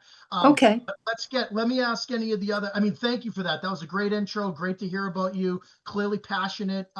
You're an artist, correct? I am. Yes. Yep. I Very paint. nice. Okay. Great. Yeah. I'm going to ask the other board members if they have any questions or comments for you, starting with Selectwoman Rouse. Sure. Thank you, Mr. Chair. Very nice to see you. I'm glad to see that you've put your name into the Cultural Council. I appreciate all your actual thoughts and ideas for getting art more here in town and the awareness. So just one question, were you featured during the local artists that the Cultural Council presented a few weeks ago? Was any of your artwork in that? No, I haven't. My artwork was over in the Norfolk Library, if that's the one that you're talking about. And yeah, and I received awards in it too. Not that it was a great big field of entries, but all the same. Yeah. Yeah, So they did one similar here in Wrentham a few weeks ago when local artists displayed their work, and it was fascinating and just amazing to see so many talented individuals in town. I was not even aware of it. I had no idea of it. So that's another area where I can participate of how do we help people like me know about it? Sure. Yeah. Thank you. No further You- questions. Yeah, you're All right, welcome. that's fantastic. Selectman Anderson. Yeah, thank you, Mr. Chair. So Gene, you actually presented to us a pretty well thought out plan, and so I appreciate that. And I've got no further questions. Okay, thank you. All right, great job, Gene. Selectman Harrington. Yeah, thank you, Mr. Chair. So yeah, Gene, thank you for being on the zoning board and willing to resign from that to pick up your passion in the cultural council. I think you'll do really well there, and look forward to meeting with you and working with you. Great, thank you. Selectman Lamoth. The same as Mr. Harrington. Thank you very much for making this, volunteering for this role and your time on the zoning board. No questions. Thank you. Great. And Gene, the only thing I'll say is maybe you could help me get my stick figures a little bit more artistic. Drawing lessons. Yes, yeah, that'd be helpful. With that being said, I think the board thinks you have some great experience. You had a lot of value. So with that being said, Chair would entertain a motion to appoint Gene Lightbody to the Cultural Council for a term effective July 1, 2026 and expiring June 20th, So moved. June 30th, 2029. So Motion moved. made by Selectman Harrington. I'll Is second there a that. second? I'll second it. Second by Selectwoman Rouse. Any further discussion? Being none, roll call vote. Selectwoman Rouse. Yes. Anderson. Yes. Harrington. Harrington, yes. Lamoth. Lamoth, yes. Gallo, yes. Motion carries 5-0. Congratulations. Please go see our town clerk and get sworn in. I'll stop up. Thank you so much. May I drop off? Yes. Oh, yeah. Oh yeah, yeah. I mean, it's such a riveting meeting. I would hope that you wouldn't, but of course you can drop off. I'm kidding. Go right ahead. Yeah. Okay. Thank you. Okay. Okay. So Bye-bye. next we have up. So now that we've done 2 of these, we're going to try to pick up the pace. We have Economic Development Commission, a number of appointments. 2. It looks like we have 2 openings, 2 appointments, new to the board. We have the applications and supporting letter in our packet. Is Matthew Gray with us? Matthew Gray. Oh, Matthew, hi. It doesn't say you're muted, but I can't hear you. Can you hear me? You can hear me, but I can't hear you. Am I the only one that is? Can anyone hear Matthew? No. You and Selectman Lamoth have the same issue. I logged off and back in. What's that? I logged off and back in on my browser. Matt, do you want to try to log off and log back in? And I'm going to go to the next person. I'm going to go to Kate Duggan. Kate, are you with us? I am. Hello. Hi, how are you? Good. How are you? I'm doing fantastic. Nice to see you. Thank you for your interest in the EDC. Can you please just give the board a quick introduction and why you're applying for this position? I grew up in Foxborough. I have lived in Wrentham since 2010, and I've had my own real estate company since 2002. I have developed property, and I, help buyers and sellers negotiate deals to get, move property. Well, that's a lot of good experience for the Economic Development Commission. So I appreciate that. I'm going to turn it over to the board members, see if anyone has any other comments or questions. We're going to change it up and start with Selectman Lamoth. Well, I know that you've met with Ms. Zitterman and she recommends you highly. I mean, what was the discussion you had with Rebecca when you met originally? So we talked about taxes in our town, and we're all, with our residential tax base, kind of getting sick of the amount of taxes we all have to pay. So we need to work on, I think, generating more revenue for our town. And obviously we don't want to do that through our residential tax base. So where do we look? We've got to get more people interested in our community on the commercial side. And so I think there's things that we could do to help generate more revenue. Couple examples that you might be thinking about? So there's areas in town that currently have no development that I think would have little impact on our neighborhoods. And if we were to kind of explore some of that and try to get people interested in our community, and maybe even create some type of a you know, I wouldn't say a geographic zone that would be beneficial for people, but we have to kind of look at some of these things to just get more revenue generated in our town through development of these areas. Okay, Kate, thank you. Mr. Chairman, it's yours. Thanks. Sorry about that, Selectman Lamoth. Selectman Harrington. Thank you, Mr. Chair. So, Kate, that's a really great idea. I'm not sure if you were at town meeting or not recently, but the planning board proposed a couple of changes for that very purpose of generating additional tax revenue, and they got shot down through town meeting, which the beauty of town meeting is the whole process, which is awesome. So what would you do differently, or what would you propose differently to develop areas to generate low impact commercial development? So one thing that I think Rebecca and I mentioned or discussed was looking at our zoning maps and seeing where we currently have commercial and industrial undeveloped land that doesn't need to have an override from the town.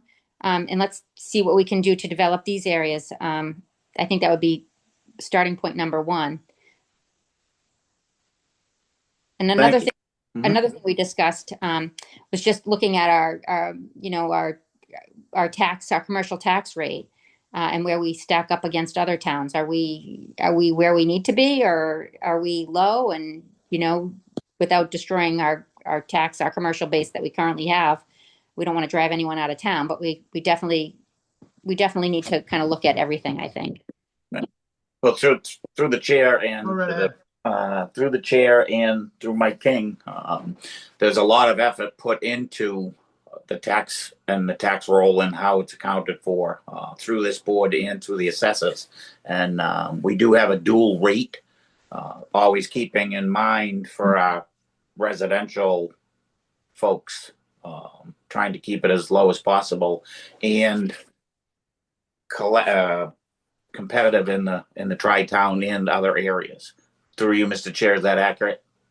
I mean, if you're asking me, it's 100% accurate. Mike King can answer, but we have a split tax rate. We're very competitive from both a residential tax perspective and a commercial tax perspective. Clearly, we're not as low as some people would like to see us on the commercial side, but we're definitely lower than a lot of the other surrounding communities. The biggest issue that we have, Selectman Harrington, as you know, is the fact that we don't have municipal sewer, and that keeps a lot of the commercial development away. But there are areas, to Kate's point, to Becca Zedimore's point, and to your point, in my humble opinion anyway, I'm only one member, that we can identify, find, and do common sense development, low impact commercial development that doesn't affect the schools, it doesn't affect public safety, but it definitely brings tax dollars that we desperately need into the community. So I'm not trying to answer for anyone. You asked me a question, that's my opinion. Mike King, would you agree with my assessment of our residential commercial split tax rate? I agree. There's about a $5 difference between the residential and commercial. So the residential is 1167, the commercial is 1689 per thousand. And then annually, to your point, Mr. Harrington, and recap by Mr. Gallo, the Board of Assessors do a presentation to the Select Board. They look at wherever communities are at in the area in terms of the tax rate, and then they provide recommendations, and they can show what the impact would be for certain tax rate settings on both the average residential tax bill and the average commercial tax bill, and then the Select Board votes accordingly. All right, thank you. So thank you both. Anyway, I think that answered your question, Selectman Harrington? Yes, absolutely. Yeah, okay, I just thought it's important that she, that going forward with this, that she has a good understanding of, the tax base and how we come up with it. Yep, agreed. So Selectman Anderson, you're up. Yeah, so Mr. Chair, I actually like Kate's her experience, and I'd like to interview so far, so I've got no further questions. Great. Selectwoman Rouse. I have no further questions at this time. Thank you. Excellent. So Chair, let me go back to find my spot. So at this time, Matt Gray. Do we have Matt Gray with us? Oh, Matt, we're still having sound issues, I think. Right? I'm not the only one here, right, guys? Correct. Yeah. Thank you. No. Yeah. Okay. Sometimes it's me. Matt, I don't know what's going on, but I will say this. Under this circumstance, I've looked at your resume. You've got a lot of relevant experience, BA in finance, UMass Amherst, Economic Development Industrial Corporation, EDIC of Boston. You have experience at CVS Health, Pharmacare subsidiary director of finance. We did a lot of interesting things relating to acquisitions. Ranging from 20 million to 800 million. There's clearly in my humble opinion, fellow board members, there's clearly some business acumen here. There's some, tax growth acumen here. I think Matt Gray would be a fantastic candidate.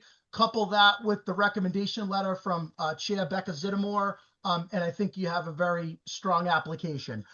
Do the other board members, you want to make any questions, comments, or concerns? Because we are having sound issues and I do want to keep this moving.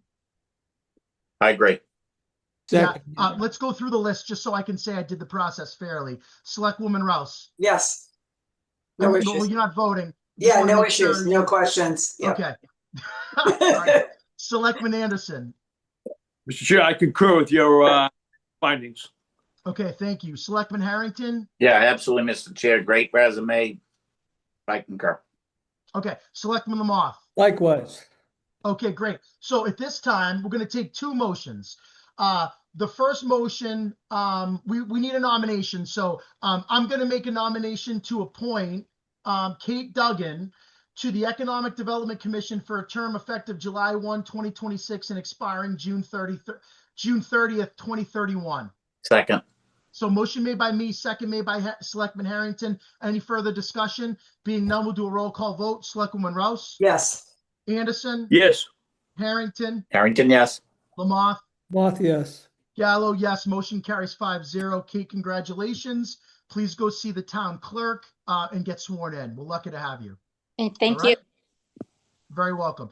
Matt Gray, based on your excellent interview this evening, I'm gonna make another motion to appoint Matthew Gray to the Economic Development Commission for a term effective July 1st, 2026 and expiring on June 30th, 2031. Second. Motion made by me, seconded by Selectman Harrington. Any further discussion? Being none, we'll do a roll call vote. Selectwoman Rouse? Yes. Anderson? Yes. Harrington? Harrington, yes. Lamothe? Lamothe, yes. Gallo, yes. Motion carries 5-0. Congratulations, Matt. Please go see our town clerk before your first meeting. Okay? Maybe other people will do the sound thing and we'll buzz right along. Just kidding, Matt. Next, we have Historical Commission. So let's go to the packet. And for the Historical Commission, okay. It looks like the 6, A, B, and C is here we go. If you click on the tab, it actually drops them all down. I just figured that out, so shame on me. Historical Commission, we have a total number of 3 appointments, everybody. It looks like we have 2 incumbents, Ray Rose and Leo Baldiger, and we have 2 applicants, Greg Stahl, who's no newbie by any stretch of the imagination, and we have Paul Bender, who I had the pleasure to meet last couple weekends ago. Seems like a really nice person. So we also, in the notes, you're going to see that the current member, Lisa Bailey, has resigned effective May 26, 2026, allowing for 3 appointments in total. Okay. So with that being said, why don't we, let's start with the incumbents. Do we have Ray Rose with us? I'm here. Ray Rose, how are you, sir? I'm doing well. How are you tonight? I'm doing great, thanks. Thanks for being with us. I would ask you to address the board. Give us just a brief, understanding of your involvement in the Historical Commission and why you want to be reappointed. Sure, I'd be happy to. Thank you. My name is Raymond Rose, and I've been a Wrentham resident since 1968. I have a deep passion for the history of our town, the preservation of our town artifacts like our cemetery headstones, the organizing of volunteer projects with both the Lions Club and the Boy Scouts for the cleaning and the raising of headstone monuments. I love solving mysteries, like our skeleton I was still waiting to hear about.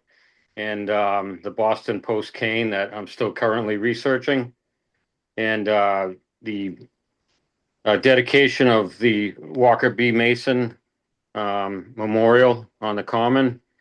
And right now I'm doing a chronological research of our town reports going back to the 1870s. So I got a lot of stuff still going on that I'd like to keep working on. And I feel like I can really, donate a lot of passion to the commission. You're muted. Mr. Chair, you're muted. Wow. I never do that. So rough day. Thanks, Ray. I appreciate your service. Thanks, Michelle, for calling me out on that. And I'm going to turn it over to the board members to see if anyone has any questions or comments. Starting with Selectwoman Rouse. Thank you, Mr. Chair. Nice to see you this evening, Ray. I'd like to hear from you in terms of you reflect on your experience on the Historical Commission. What do you find your greatest impact on being in this group? I would say the preservation of the town's resources when it comes to like the cemeteries and the headstones, and just helping with basically going through all the artifacts that we have, and the attempt to preserve them, like the grist mill wheel from down in Sweat Park, and the getting the Walker B. Mason sign back out there on the Common, and doing research into some of our archives, to try to figure out if there's anything that's been forgotten that needs to be readdressed. So I would say that would be the case. Thank you. And how do you think that the Historical Commission can increase the public interest in our local history?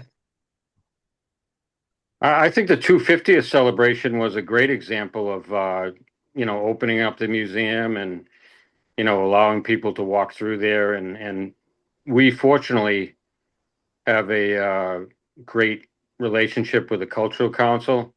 So we also open up the museum when they have their displays that they want to put on. So I would say advertising and, opening up the building and reaching out to people, and, newsletters and email, electronic mail, all those things I think are valuable assets to, increasing the people, the knowledge of what we have as far as the artifacts go, and, where they are and where they can be accessed. Okay, thank you. No further questions, Mr. Chair. Excellent. Selectman Anderson. Yeah, thank you, Mr. Chair. Well, first of all, I've known Ray for many, many years. He's filled a lot of different roles in town. Everything he does, he puts his heart and soul into it. So I have no issues at all as far as him maintaining his status quo on this committee. Thank you, sir. Thank you. Selectman Harrington. Thank you, Mr. Chair. So Ray, nice job. That little presentation was for the 250th was quite nice and well thought out with all the members, I guess, of the historical that put their effort into that. And it was great to see the Walker B. Mason dedication found and restored. Thank you for your service. Thank you. And Selectman Lamar. I echo what Selectman Anderson has to say. Ray, you've been dedicated to this town, and look forward to you continuing everything you do for us. Thank you. Thank you, sir. All right, great, Ray. Stay tuned. We'll be back in touch in a minute. All right. So next, the second incumbent, we have Leo Baldigger. Mr. Baldigger, are you with us this evening?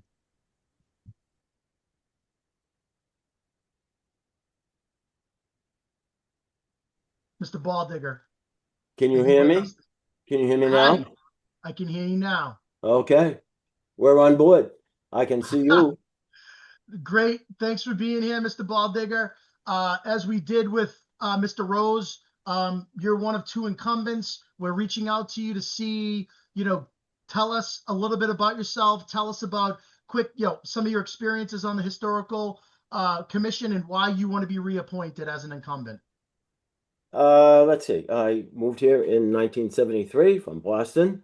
Got on the historical commission in the mid 80s, 1986, maybe 7. Richard Ross had resigned. I picked up his seat. Earl Stewart was, I think, chairman at that point in time.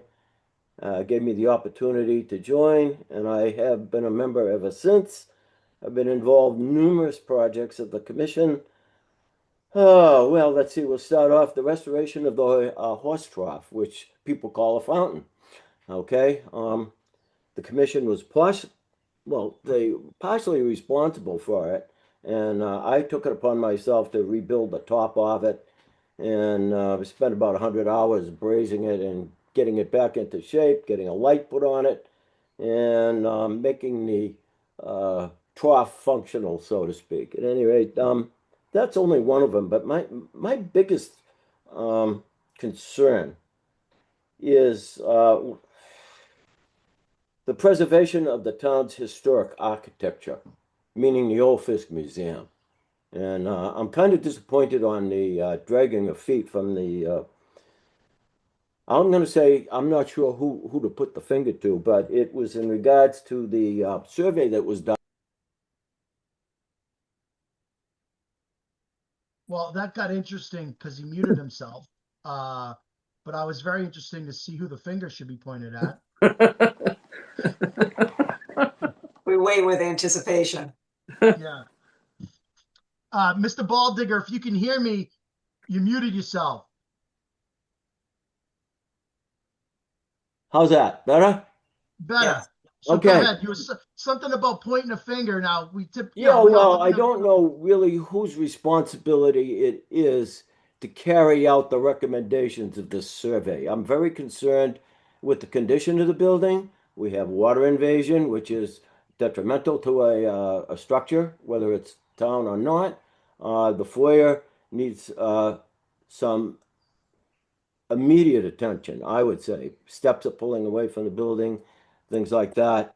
And I'd like to see something done, maybe with a long-term plan through CPC funding for a 3, 4, 5-year long-term project. Everything is outlined in that report, from the immediate recommendation to address it or to postpone it. Heating systems outdated by 30 years. There's a lot of different things. There's probably about 45 items on there. I spent the whole day with the engineering firm that did the review on it. They did a drone survey of it and everything. Everything was addressed and the recommendations are there, but I haven't seen any action. So that kind of perturbs me a little bit after spending a lot of time and volunteering my time with the commission to this point in my life. I'm 80, so I don't know how many more years I have left, but I'd like to see some action done. And we used to have a liaison with the Board of Selectmen every year to come to the commission, and the last one that was on that was Jennifer Firth.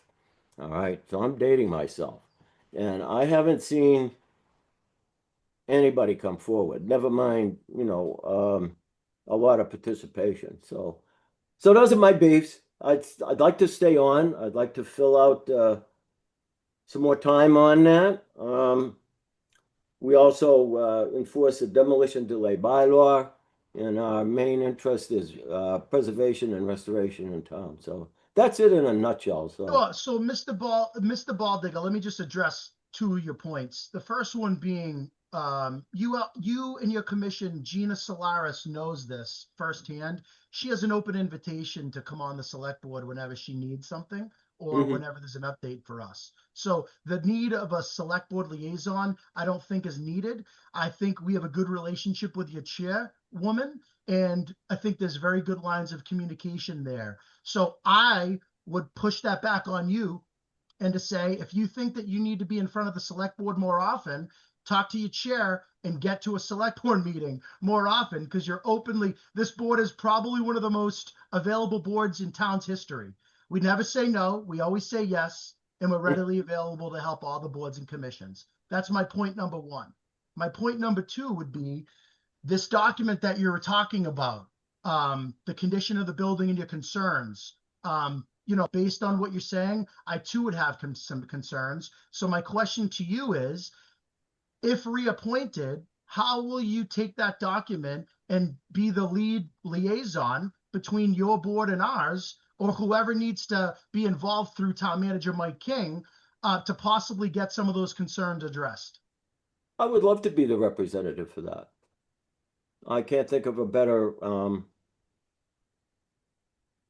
issue to address as far as I'm concerned. I don't know, I'm limited as far as what I personally can do. Most of it is funding. So I can't fund any of this.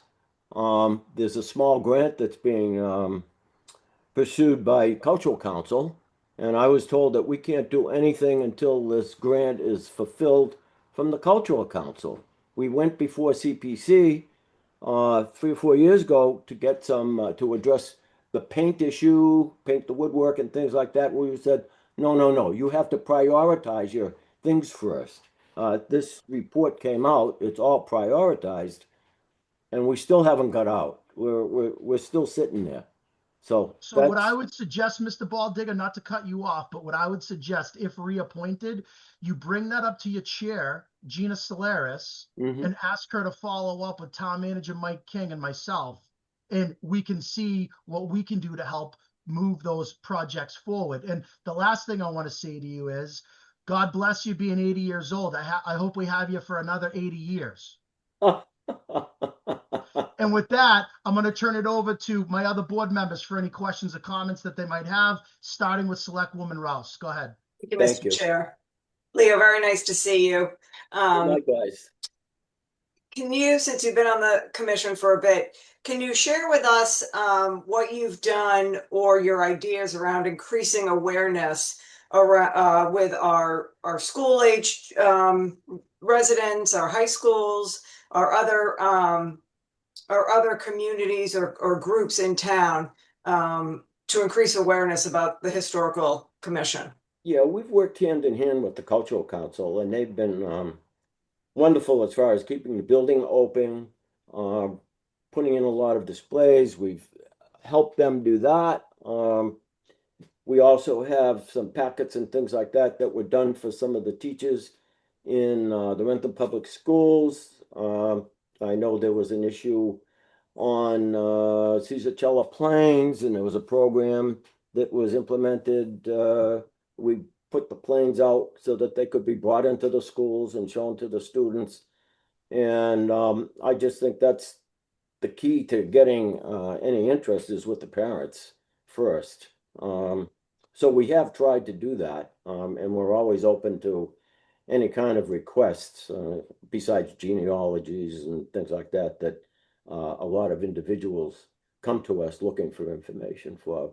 We're also archiving all our collections, which has been going on for, about 4 or 5 years now. So, and we still plan on doing more archiving, making all that information available to the public and to anybody that wants it through a one-word access system. So that's kind of like what's in the pipeline now from commission-wise. We've had a few turnovers as far as people leaving, people dying, and that type of stuff. So we've and we just lost our secretary, and she was very, very, very helpful. So anything else I can help you with, let me know. Love to hear why you believe you're the right person to continue serving on the commission. Well, just my background and experience. I own a 1760 center entrance colonial. Into preservation and to restoration, just on living here and living in my house. And I think I could help a lot of people along their lines of doing the same thing with older properties or anything that comes along like that. So as a resource for questions, we've gone in and looked at houses for people and answered questions before they buy and things like that. So I'd be helpful in that if somebody was interested in it. Okay, thank you. Thank you, Mr. Chair. No further questions. Selectman Anderson. Yeah, thank you, Mr. Chair. So, Leo, first of all, God bless you for willing to serve at the age of 80. Thank but, you. But going forward, what change would you make that would make the commission better and also be more beneficial to the town? What change would I make? Well, I'd like to get a little more cooperation as far as the selectmen talking us up and saying, hey, guys, come in, we've got this, we've got that. We did the Rochambeau monument. It's still not completely finished, but the select people were very helpful with us. So was the town's 350th committee with funding for that. We worked along, let's see, tribute and stone and all that type of stuff for plaquing and that. Any other projects, I'd still like to finish off Rochambeau. We have the signage ready, but we've been adjourned for the last 2 months or so with no meetings. So it's kind of hard to fabricate a plan without a meeting. So, but we're working on that. Okay. I just want to clarify. You said you like more help from the select board. Mm-hmm. In what ways? Because I know the select board, I think they attend just about every event that's available. So what exactly type of help are you looking for? Well, I'd like to see in-person meetings start again with the selectmen. I know Zoom is convenient, but if you don't have a computer, you're out of luck. You used to have meetings in person pre-COVID, and a lot of other towns did the same thing. We zoomed our commission meetings. Now, just about, I'm not saying everybody, but there's quite a few people that have gone back to in-person meetings. The end of the meeting was opened up to the floor for anybody with questions and answers, and I think the availability of that would make it a lot easier for people to get their information back to the board. I'm a technologically person, okay? Yeah, well, perhaps I can help you with that. But Mr. Chair, I get no further questions. Thank you. I'm not gonna. Yeah, that's fine. We're not gonna get into the specifics that we have showing that Zoom participation is quadruple, 10 times more.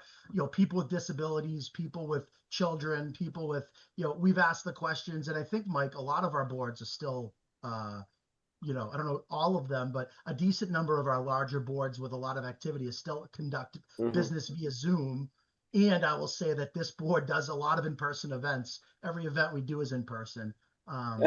So we can address that at another time, Mr. Baldigger, if you'd like. That's not the purpose of.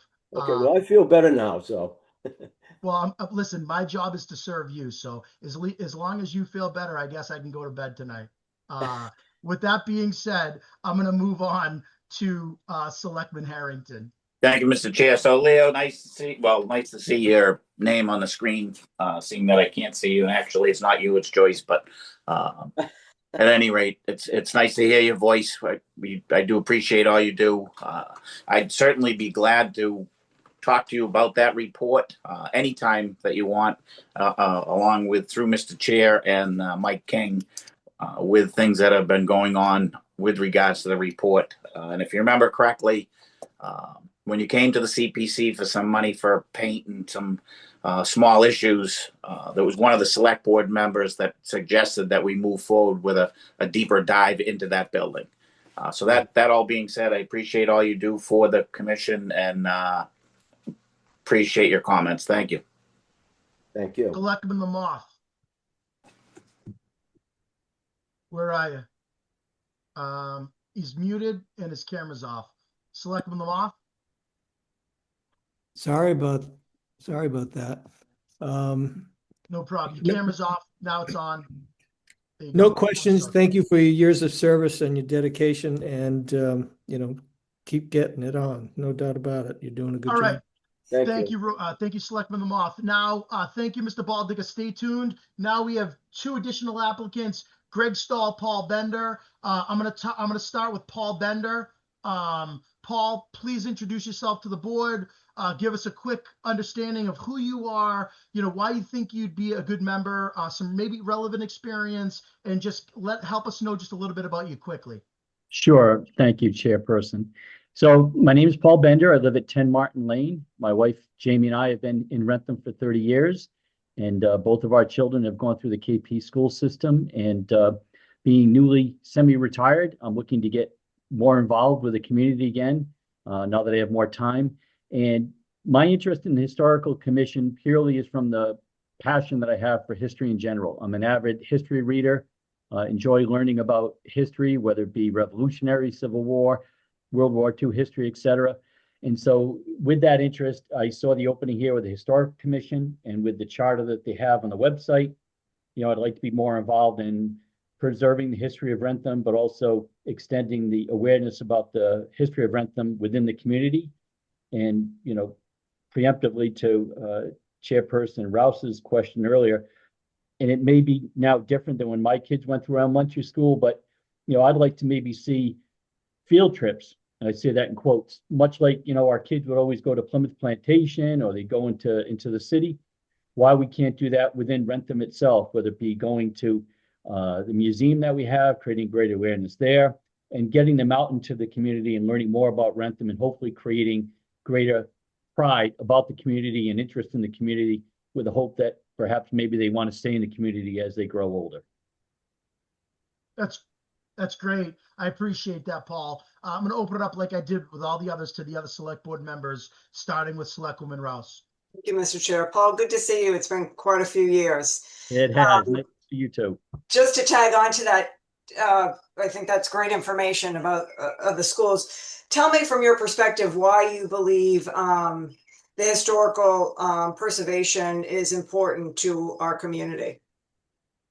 Well, I think like anything with history, it's all about kind of where you came from, the roots, and both learning from the positives that came from that history as well as the mistakes to hopefully avoid recreating them again in the future. But also, I think facilitating a greater pride within the community itself.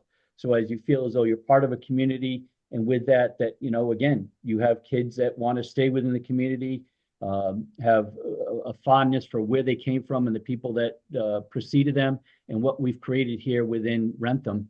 I won't mention the person that I'm friendly with, but he grew up in Wrentham. And every time I see him at a cookout or a party, I'm always asking him questions, and he's providing me all this interesting detail about Wrentham, which I never knew. So all that does is deepen my roots within the community, which hopefully would be extended to our children as well. Great, thank you. No further questions, Mr. Chair. Yep, that was great. Selectman Anderson? Yeah, so Paul, good to see you again. If you were to get on this commission, how do you see your role going forward? I think is kind of a balance to the diverse group of people that are on there currently. The cursory research I was able to do on LinkedIn beforehand, I see somebody that has a teaching background, somebody that has an arborist background, somebody that has a background from project management. So I think just bringing my background of which has been entirely sales related over my career, but also I have a law degree and practice for a while. So I think it's just bringing a different perspective, complementing those other folks that are already on the board. And again, just utilizing the passion that I have for history and for Wrentham in general. Okay, thank you. Mr. Chair, no further questions. Thank you. Selectman Harrington. Thank you, Mr. Chair. So, Paul, nice to see you. Thank you you for your willingness to volunteer for a committee, which, it's very important. The history of Wrentham as it's past and the history that's being created today is very, very important to ourselves and the folks that are going to be here and when they open up that time capsule. What role would you see? I'm sure you're not familiar with the building plan that the infrastructure work done, but what role would you see yourself maybe taking in that building improvement plan, working with the other committees, the DPW, maybe the Cultural Council, and even trying to seek some grants? Would that be a role that you'd be willing to look at? It would be, and to be fully transparent, Bill, I'm not familiar with the building plan that you're referring to, but obviously it has some relation to, I think, of a historic significance. So, I mean, my thought would be to keep the historic integrity associated with the building, but also obviously ensure that it's within line with current codes and things of that nature to preserve this building going forward and ensure that it's intact and, prevent any potential catastrophic issues with it. So being fully transparent, I'm not sure of the building plan you're referring to. So if you can enlighten me a little bit more, I might be able to more intelligently answer your question. So there was an infrastructure report that was done through you, Mr. Chair. Mike, was it a year ago or a year and a half? And it just looks through the building as its needs and roof, windows, doors, siding, that type of thing. So someone's gonna, kind of need to champion the projects.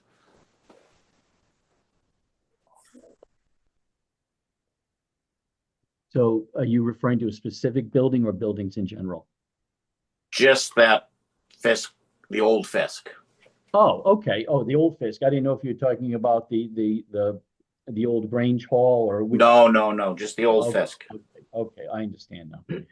Yeah. So again, I'm sure the folks that are currently on the commission have done a wonderful job. It's just a matter of my coming in, bringing a different perspective, and as I say, ensure that it's in alignment with the charter of the Historic Commission and preserving and maintaining that charter, but also expanding awareness around what's there and maybe having, as opposed waiting for the community come to us, maybe come to them, whether it be going into the school, actually as part of presentations, et cetera, or again, maybe having them do field trips, much like they go to when they go to Plymouth Plantation or other locations. Nice. Thank you, Paul. Bill, is that it? Yes. All right, great job. We'll go to Selectman Lamothe. Paul, nice seeing you again. Nice seeing you again. I really enjoyed what you were saying about field trips and building pride in community and going into schools. To me, what rattled through my head is, someone that's coming in with some new ideas, fresh ideas about best practices. We need someone like that. What other things might be different than what you may have observed that you could bring into this group? It's a great question because the people currently on the commission have done a fantastic job. I did participate recently in the 250th anniversary celebration there. So not to knock anything they've done a great job. I think it's more to your point, maybe bringing new ideas that might be a little bit fresh or different.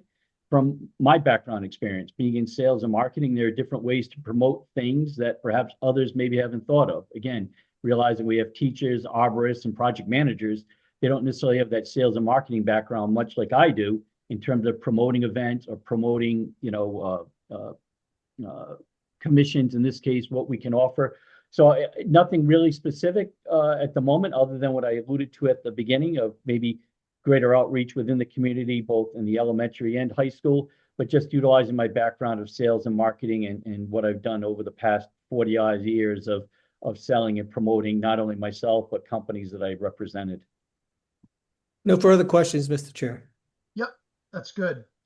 Okay, so we had Paul Bender, and the last person we're going to interview is Greg Stahl. Greg Stahl, could you unmute yourself? Give us a quick, quick say hello, address the group, why you're interested in the Historical Commission, and just a quick, intro update, and then I'll open it up to the other board members like I have with everybody else. Greg. Okay, yeah. Good evening. Can you hear me? We can. Oh, perfect. A lot better than the last time. Anyway, my name is Greg Stahl. My name is known pretty much to everybody on the select board, I'm pretty sure now. The only reason I'm applying for this position is because my application for re-upping just kind of fell through the cracks in my office, and sorry about that. Once I figured that out, it was too late to do everything in a timely fashion, so I just said, well, we'll deal with this down the road. Everybody's got problems, and I've got some. So anyway, here I am applying for a position. I have a lot the similar story that Leo Baldigger has. We both came on the commission probably within a year or two of each other. I think I might have been a year or two before him, but I'm not going to look it up and find out what it was. But I knew all of the town historians because, I went to school with their kids and all that stuff. And And Sunday school, they were my teachers and everything. I knew every one of them. I listened to their Wrentham stories because they were full of Wrentham stories. I developed a love for history. I've been a history fanatic all my life. My GPA in school was a lot higher because of my history records, my history scores and things like that. So anyway, I'm a historian. I love doing research. I'm a people person, and I think I developed a lot of that because I grew up next to a cemetery in Pondville. And I would leave the house and I would go to the cemetery when I was 6, 7 years old. My grandmother and my mother would chase me down, and I would be talking to the people who were in the cemetery, and they were telling me stories about their children that are buried in there. So that's how I get here. Anyway, I got on the historical commission. We'll call it 1983 or 4, something like that. Completely sandbagged by Doris Dooley, but that's another whole story. That was the right thing to do. Immediately I started researching what the town of Wrentham had, what the historical commission had, and I came up with 2 projects that I could clearly see that I could do some work on. I have said both of these in proposals and dissertations I've done, like on the Washington Rochambeau Monument and things like that. Very early on, I wanted to know why Wrentham didn't have a monument to the French Army encampment, because almost every other place where that happened, they had some kind of a monument or plaque or a city block named after the Rochambeau March, the French Army stuff. So I kept that in my mind all the time, and the whole thing just came together. Somebody said something to me, and I said the right thing, and with a lot of work from other helpful people on the historical commission and some help from other people, we got that monument up, and we did it last year. We're very proud of it. Probably my finest hour in the historical commission up to this point. And the other thing I did, well, Earl Stewart and Gog Woodhams were our chairman. I took on the project. We found a box in the DPW garage behind a file cabinet that was full of copies of Wrentham selectmen's records. And what it was, somebody was trying to solve a lawsuit or something that was going on in the town. They had to figure out whether a certain street or road is abandoned or not abandoned, and nobody knew.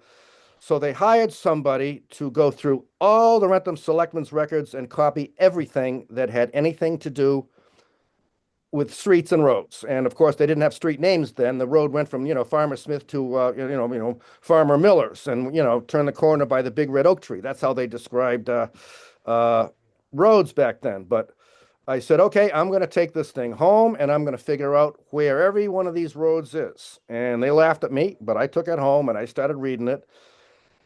And I am the first person ever to compare all the street and road information to the 1790 census, to school district lists and surveyors lists and early maps. I put everything together and all the names started making sense. And I figured out what every single street in Wrentham, Norfolk, Plainville, Foxborough, and Franklin was with that about a foot-high pile of papers. So I've done that. I have shared all that information with our local towns so that they know what I figured out. It helped them a lot doing research, which I love doing, by the way. I'm an archivist. I have an archivist license in the Massachusetts State Archives building next to the JFK Center at UMass South Boston. I am an associate member of the Norfolk Historical Commission, and I do a lot of research for them, and they're very helpful. I'm very helpful to them, and they're very supportive of me. All good things. I was a major player in the Old Fisk Museum becoming a reality. And I will address some of the things that Leo Braldiger brought up, which he is absolutely correct about, okay?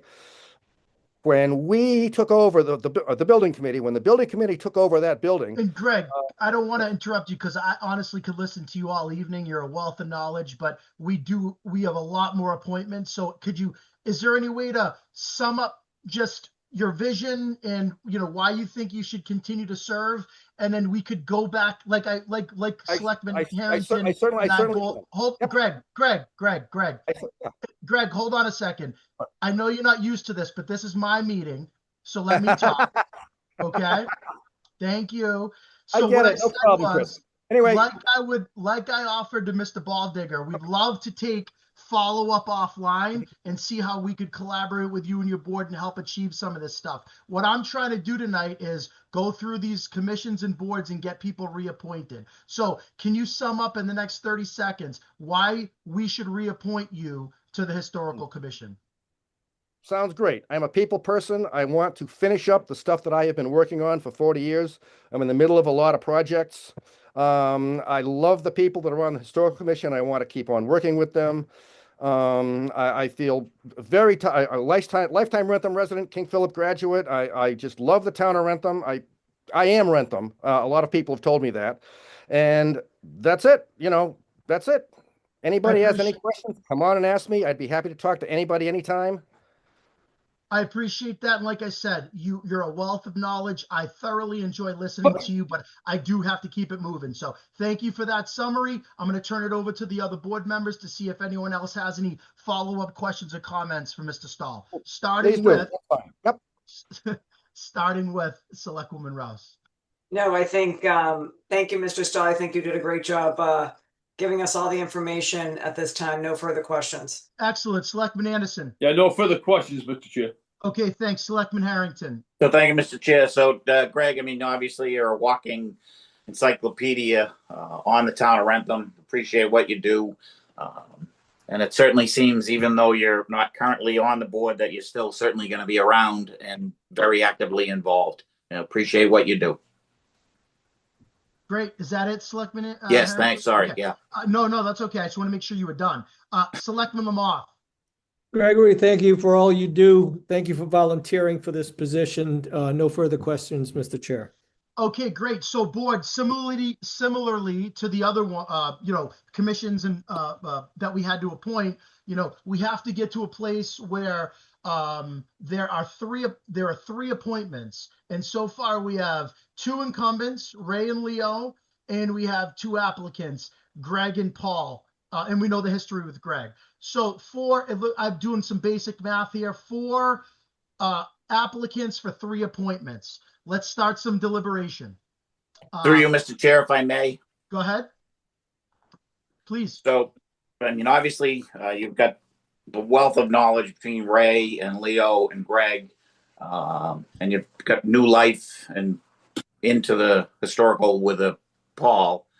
And I believe that Greg, in or out as a member, will be an active participant, similar to what he was in the 250th celebration down on the town common. So I'd like to make a motion to reappoint Ray, Leo, and then Paul. I second. So that. let's we're not ready for that though. So like we did with the other one, we're gonna have a quick conversation with the board members, and then we're gonna go to a formal motion. So I appreciate that. I think that's great suggestion. I'd like to hear from the other board members what they're feeling as well, Bill, if that's okay. So yes, I appreciate you saying that. Jim Anderson, what are your thoughts? Yeah, so Mr. Chair, do we have a recommendation from the chairperson from that committee? So I'm so glad you asked. We do. In our packet, you'll see that there's a recommendation letter from the chairperson, and the recommendation says,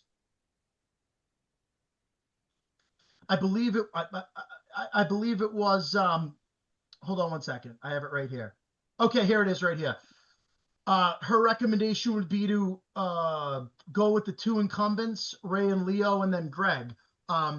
So as you know, obviously we weigh recommendations from the chair people. We weigh them very heavily, but ultimately we're the appointing authority. So if we think that, a change could benefit the town and the commission, we're well within our right to propose a change. Yep. I'm just curious. I couldn't find it in my packet. That's all. Yeah, it's there's a lot in there. It's on page 53 of 133. Yeah, that doesn't do me a lot of good here. Sorry. So as I said, her recommendation was Ray and Leo, and then Greg. Okay, thank you. I have no further questions. Okay. Do you have any comments? I do not. I do not. Michelle, do you have anything to add? again, I think we've got people that have experience, but I am very impressed with Mr. Bender's interest and ideas and fresh perspective for this commission. So I too share that sentiment. I think it's been said a few times, the board, we have such a wealth of knowledge on that historical commission. Everyone's so overly qualified. It's ridiculous, if I can be blunt. But I also do love the idea of blending new ideas as well. So how do we do that? I guess I support that. And Bill, so I'm coming back to you in 1 second. Roy, what are your thoughts before I go back to Bill for a formal motion? Well, I think when Bill said new blood and that it's likely Greg would continue doing what has been doing and contributing everything that he has, I think adding additional resource, new blood, gives that group even more depth and it strengthens it. So that's why I second that motion when he said what he did. And Bill, just to clarify, go ahead and make your motion again. So now we can take the formal, just because like All right, so through you, Mr. Chair, Mike, I have to do it individually? Yes. Okay. But before you do that, I just want to understand who you plan on motioning, just so I can make sure that I agree. Or if I don't agree, I at least want to have the opportunity to give you my opinion. Okay, so it'd be a reappointment of. So you have two incumbents, Ray and Leo, and then you have two applicants, Greg and Paul. So that would be a reappointment of Ray Rose and Leo Baldigger, and the appointment of Paul Bender. With the understanding, Selectman Harrington, not to speak for you, with the understanding that Mr. Stahl will still be a vital part of this organization, whether he's, officially a member or not. Oh, absolutely. No question. Okay. So why don't you go ahead and make the first formal motion, and we'll see if we have a second. Okay. So the first motion would be to reappoint Ray Rose to the Historical Commission for term starting July 1st, 2026 and expiring June 30th, 2029. Is there a second? Second. Okay. Motion made by Selectman Harrington, second by Selectman Anderson. Any further discussion? Being none, we'll do a roll call vote. Selectman Lamothe. Lamothe, yes. Selectman Harrington. Harrington, yes. Selectman Anderson. Yes. Selectwoman Rouse. Yes. Chris Gallo, yes. Motion carries 5-0. So that's the first one. So the second one be the reappointment of Leo Baldigger to the Historical Commission effective July 1st, 2026, expiring June 30th, 2029. Is there a second? Second. Motion made by Selectman Harrington, second by Selectman Lamothe. Any further discussion? Being none, we'll do a roll call vote. Selectman Lamothe. Yes. Selectman Harrington. Harrington, yes. Selectman Anderson. Yes. Selectman Woman Rouse. Yes. And Gallo, yes. Motion carries 5-0. The next one, your third. Third would be the appointment of Paul Bender effective July 1st, 2026, expiring June 30th, 2029 to the Historical Commission. Second. Motion made by Selectman Harrington, second by Selectman Lamothe. Any further discussion? Being none, we'll do a roll call vote. Selectwoman Rouse. Yes. Selectman Anderson. Yes. Selectman Harrington. Yes. Selectman Lamothe. Lamothe, yes. Gallo, yes. Motion carries 5-0. There you have it. And I would just like to say again, I think Greg Stahl is an unbelievable asset to the group. I want him to continue to serve, and I think he is, as he showed us with his involvement with the 250. And I hope this is a nice blend of the history and the experience that we have, while also bringing in some really good ideas from Paul with his sales and marketing background. That's quite impressive, and his love for history as well. So I think the board is a very balanced board at this point, and I think we did the right thing by the Historical Commission this evening. So well said, Mr. Chair. Okay. Thank you for everyone. We're going to move on to the next commission, which happens to be recreation. I know this is taking a long time. We're moving as fast as we can. I apologize. Is everyone doing okay? Like, does anyone need a bathroom break, or you want to keep pushing? Keep pushing. All right, let's go. Everyone else okay? Bill, Michelle, Roy? Yes. All right, Yes. keep pushing. Yeah. Who's the young guy to tell us we need a bathroom break then, huh? We're going to keep pushing. That was a joke. Okay, so Recreation Commission. Okay, we have 4 appointments. Okay, we have 4 incumbents, and we have 3 applicants, 7 total. So we're going to need to get through these at a good clip. We're going to need to get some input from the chair, and let's start with, as we did with the last ones. I want to start with the incumbents, and first incumbent I have is Mark Cuddy. Is he here? Mr. Chairman, we were advised by Mr. Cuddy that he was unable to attend this evening. Okay, Mark Cuddy's not able to attend. The next incumbent I have is Adam Moon. Is Adam Moon here?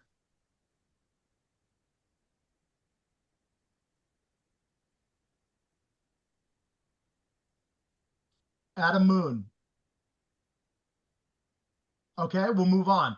And Mike, you made it pretty clear to the, I know you did. I just have to say it. You made it pretty clear to the boards and commissions that, attendance is what we really base a lot of the, obviously experience, but we want to interview, we want to re-interview. We don't rubber stamp anything. We need people to show up to these if they're interested in, moving forward, correct? Correct, Mr. Chair. We emphasize the importance of attending the interview. Okay, and I see Ray Palmer with us. Ray, do you have any idea if Mr. Moon's planning on joining us? I know he was on at the beginning of the meeting. He dropped off a little while ago. I'm not sure exactly where he went or if he's able to come back. If you want to reach out to him and tell him that we're doing this right now, I'm going to go to the next applicant and give an opportunity to come back. And I appreciate that, Ray. You bet. Thank you. You're welcome. Let's go to incumbent Jane D'Amico. Jane, I see you. Hi, Jane. How are you? Unmute. Yes. Hi. Perfect. Jane, welcome to the meeting. Hello. Sorry that it's been a long meeting. That's okay. We appreciate you. Go ahead and give us a quick intro of who you are, why you think you want to stay on rec, and why we should reappoint you. I've been on the rec commission probably, I think it's about 27 years. I started when I was in the process of beginning my family. And I thought it was funny when you were talking to someone about, do you have the time to put in when you have 2 little ones? Well, I mean, I had 4 under 4 at the time, and you get a lot done when you have children. That's your impetus to get things done. So over the course of that time, my primary goal was to try to get a public playground in town. And as you all know, that has finally happened through funding from the CPC, and I was fortunate and humbled that it was named after me. But we raised about 200 grand through events that we ran, that I headed up towards the infrastructure of Rice Complex. I've also been very involved with securing ADA grants to get pathways put throughout the Rice Complex, as well as we've been working with them to try to get some other of the recreation facilities ADA compliant. I've been instrumental in working towards the completion of the pavilion, hoping that once we get the structure done, we can get the electrical work done in there. I work most of the events that we run, and I've sought out different community engagement things where we can get both young and old involved in the community. And I've also, because I am on some other committees, I've been trying to bridge the gap between a lot of committees in our town to try to get them to work together towards the betterment of Wrentham and what we hope it to be. I also have built a lot of relationships with organizations particularly the Providence Bruins and the Revolution, and bringing events to the community that we can all take part in. Those are just a few things. Oh, and one of the things I'm working on most recently is we're trying to get an exercise circuit somewhere within the Rice Complex. So I've been working with Compan on that. Excellent. Thank you for that. And you know, I probably should have done this earlier, board. You can remind me for next time, next year.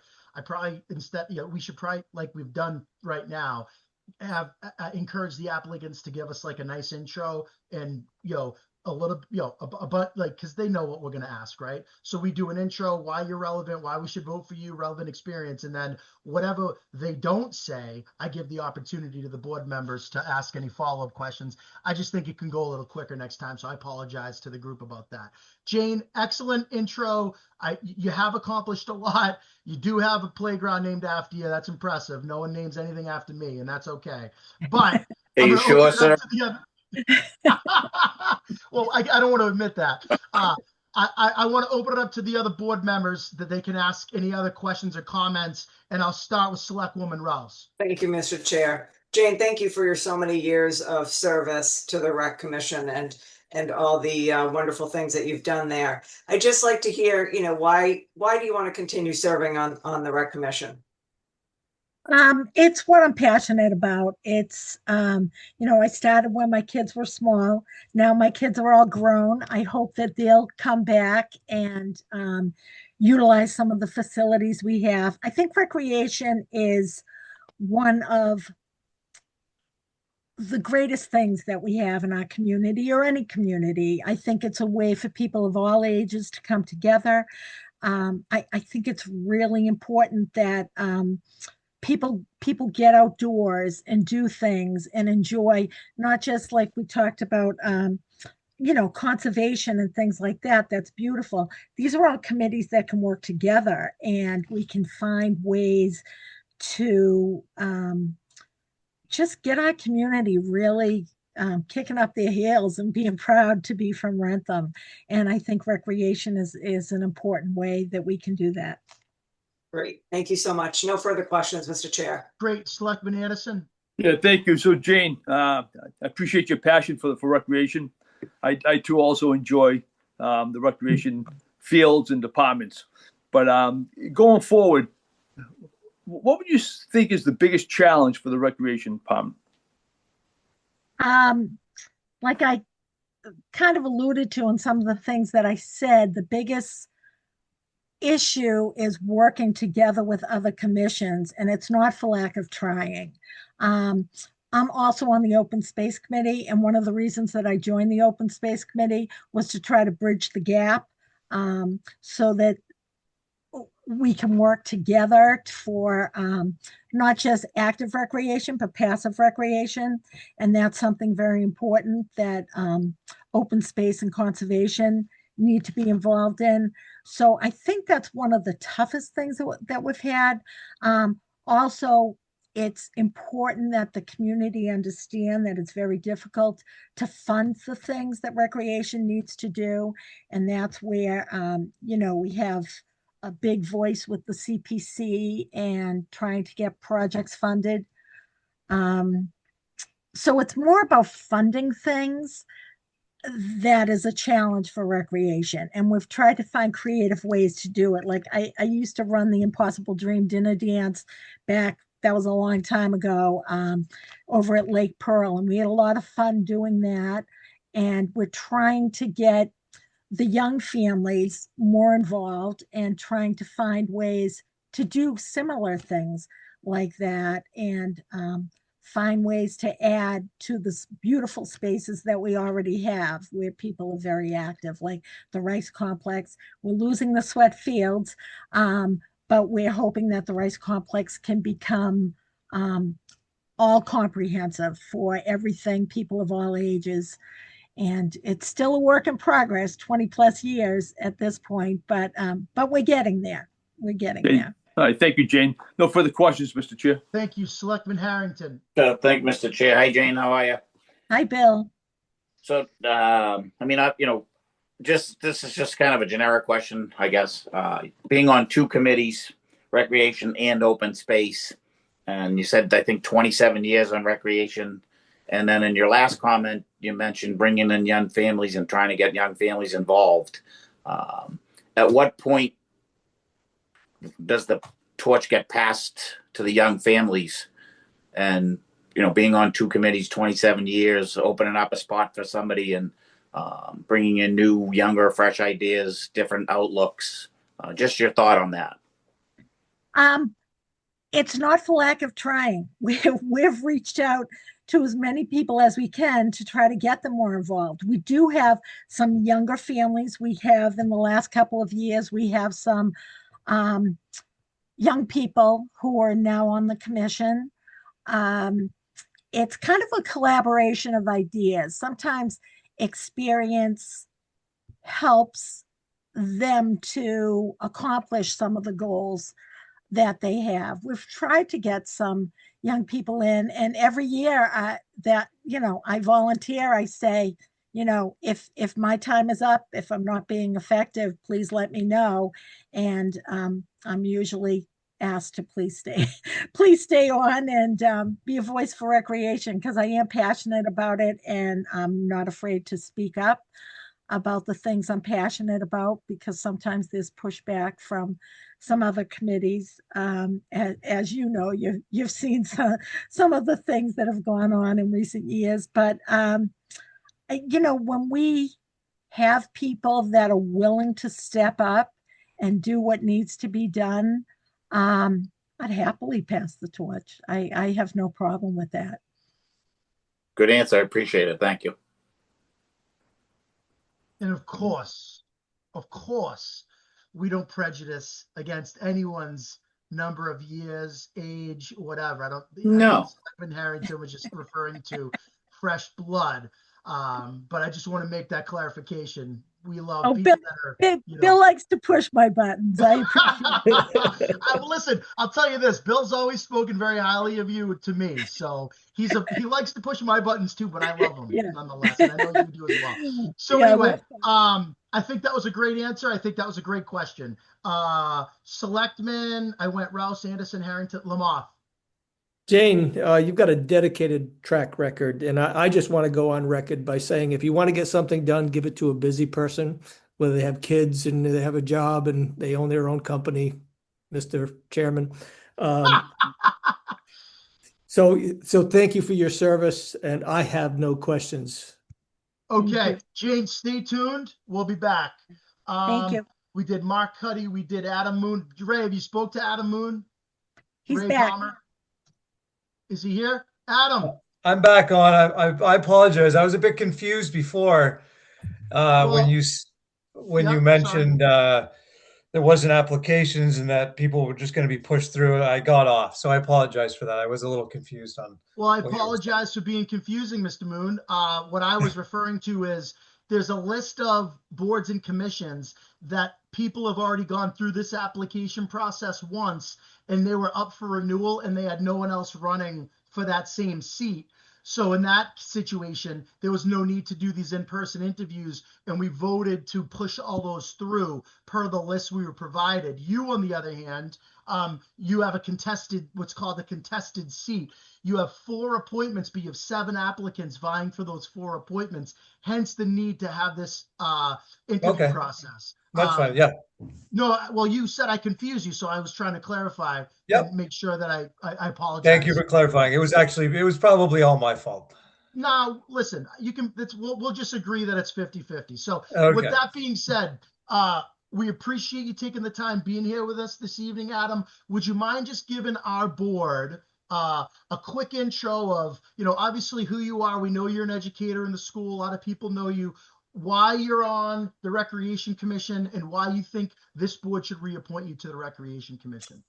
I think years ago I started because I was passionate about running and I wanted to start at first a running club, which kind of didn't really get off the ground, but then I really was passionate about races and I wanted to start doing races. And Chuck had asked me, there was a position open. He said, you should try to get on the rec board. And so I did it to kind of just start doing like trail races.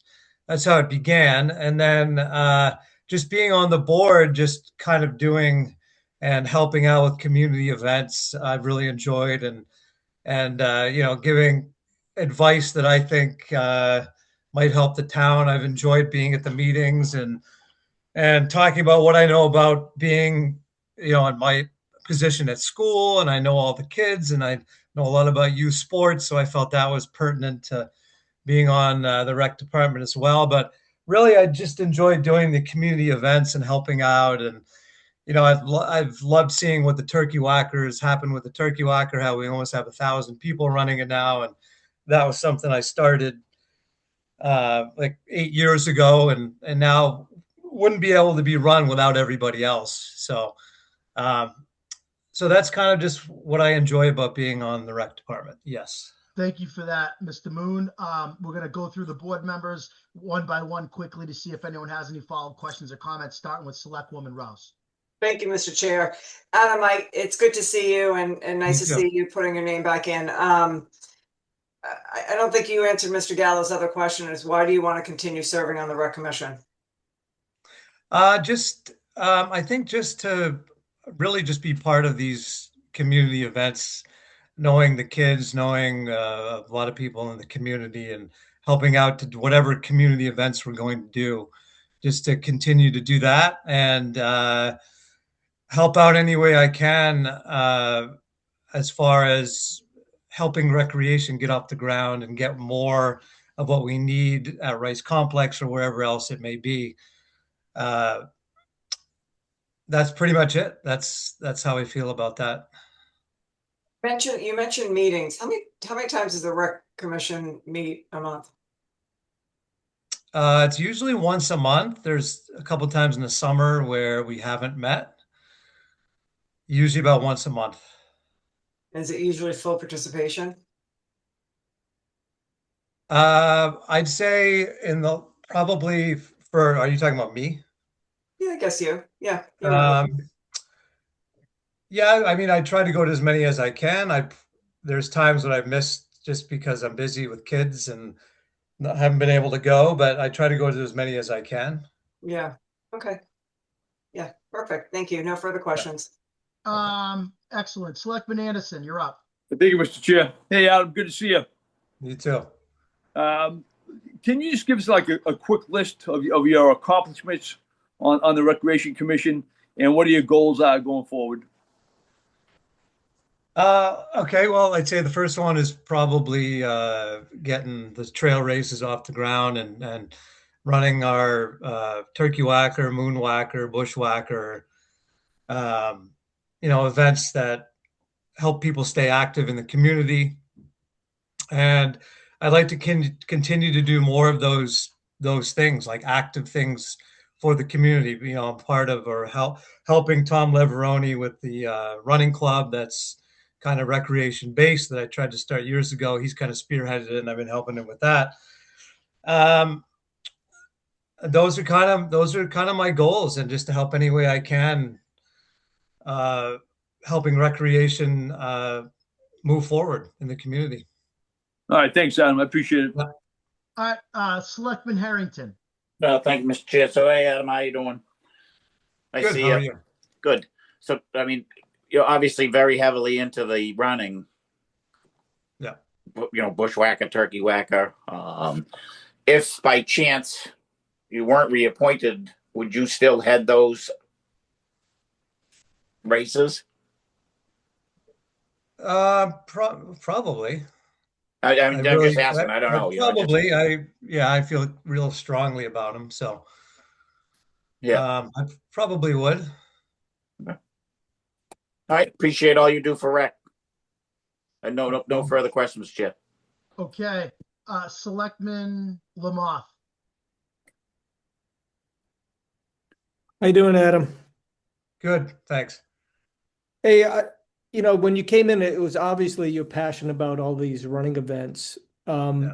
What new might be on the horizon? I mean, you've got various different ones now. What would be another goal, another horizon, something you could, put your stake in the ground instead of another accomplishment as opposed to just support? Yeah, that's a good question. You know what? I'll be honest with you. I don't have anything right now that I'm thinking about. Yeah, I don't know really what else to say. As of this point right now, I guess I'm, I'm trying to balance family life and, what I have going on at home and with my kids. And so I haven't really given it a ton of thought. So that's probably a terrible answer, but I'm just going to be honest with you. Yeah, I I hear you. don't have anything that I'm thinking about right now. No worries. No worries. Well, thank you. That's all, Mr. Chair. Okay. Honesty is good. No issues. I often don't have anything good to share. But what you've done though is pretty impressive. So I can't take any credit away from that. So good job with that, Adam. Stay tuned right there. Everyone went, right? Okay, good. Stay tuned right there. We're going to go to the next incumbent, Mr. Chris McKenna. Mr. McKenna, same thing. Everybody else was asked to just introduce yourself to the board, give us a quick summary of who you are, what you've done with the rec, and why we should reappoint you. And then I'll open it up to the board members if they have any additional questions. All right, perfect. I feel like I've been back in front of you guys. I've only been in a short time, but I was an associate member, and then I got moved to a full member, and now that contract was up, so I'm back again. Happy to be here. So I'm again only been with the rec department, rec commission, just shy of 2 years. Still learning a ton. Still enjoying being a part of it.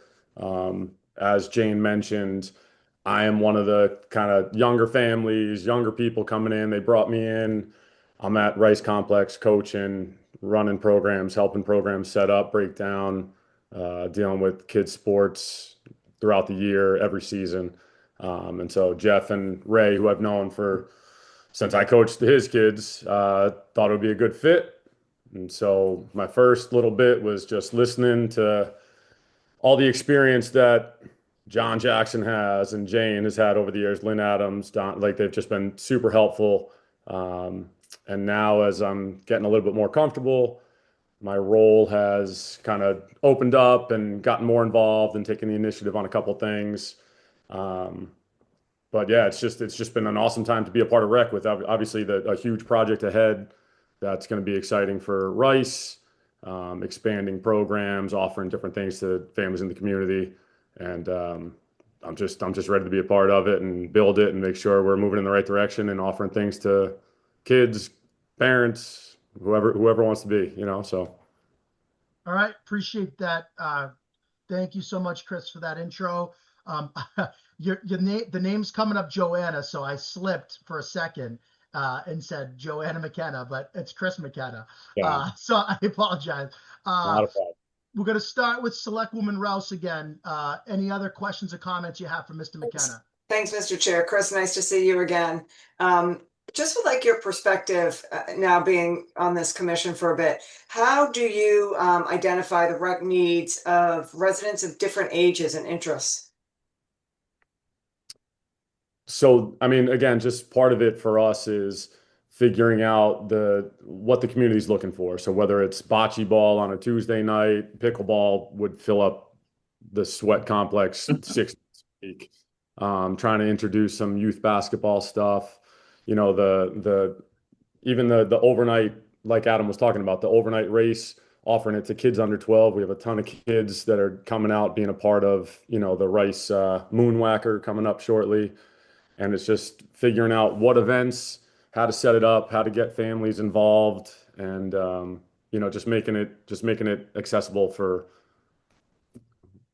the different age groups. Great, thank you. No further questions.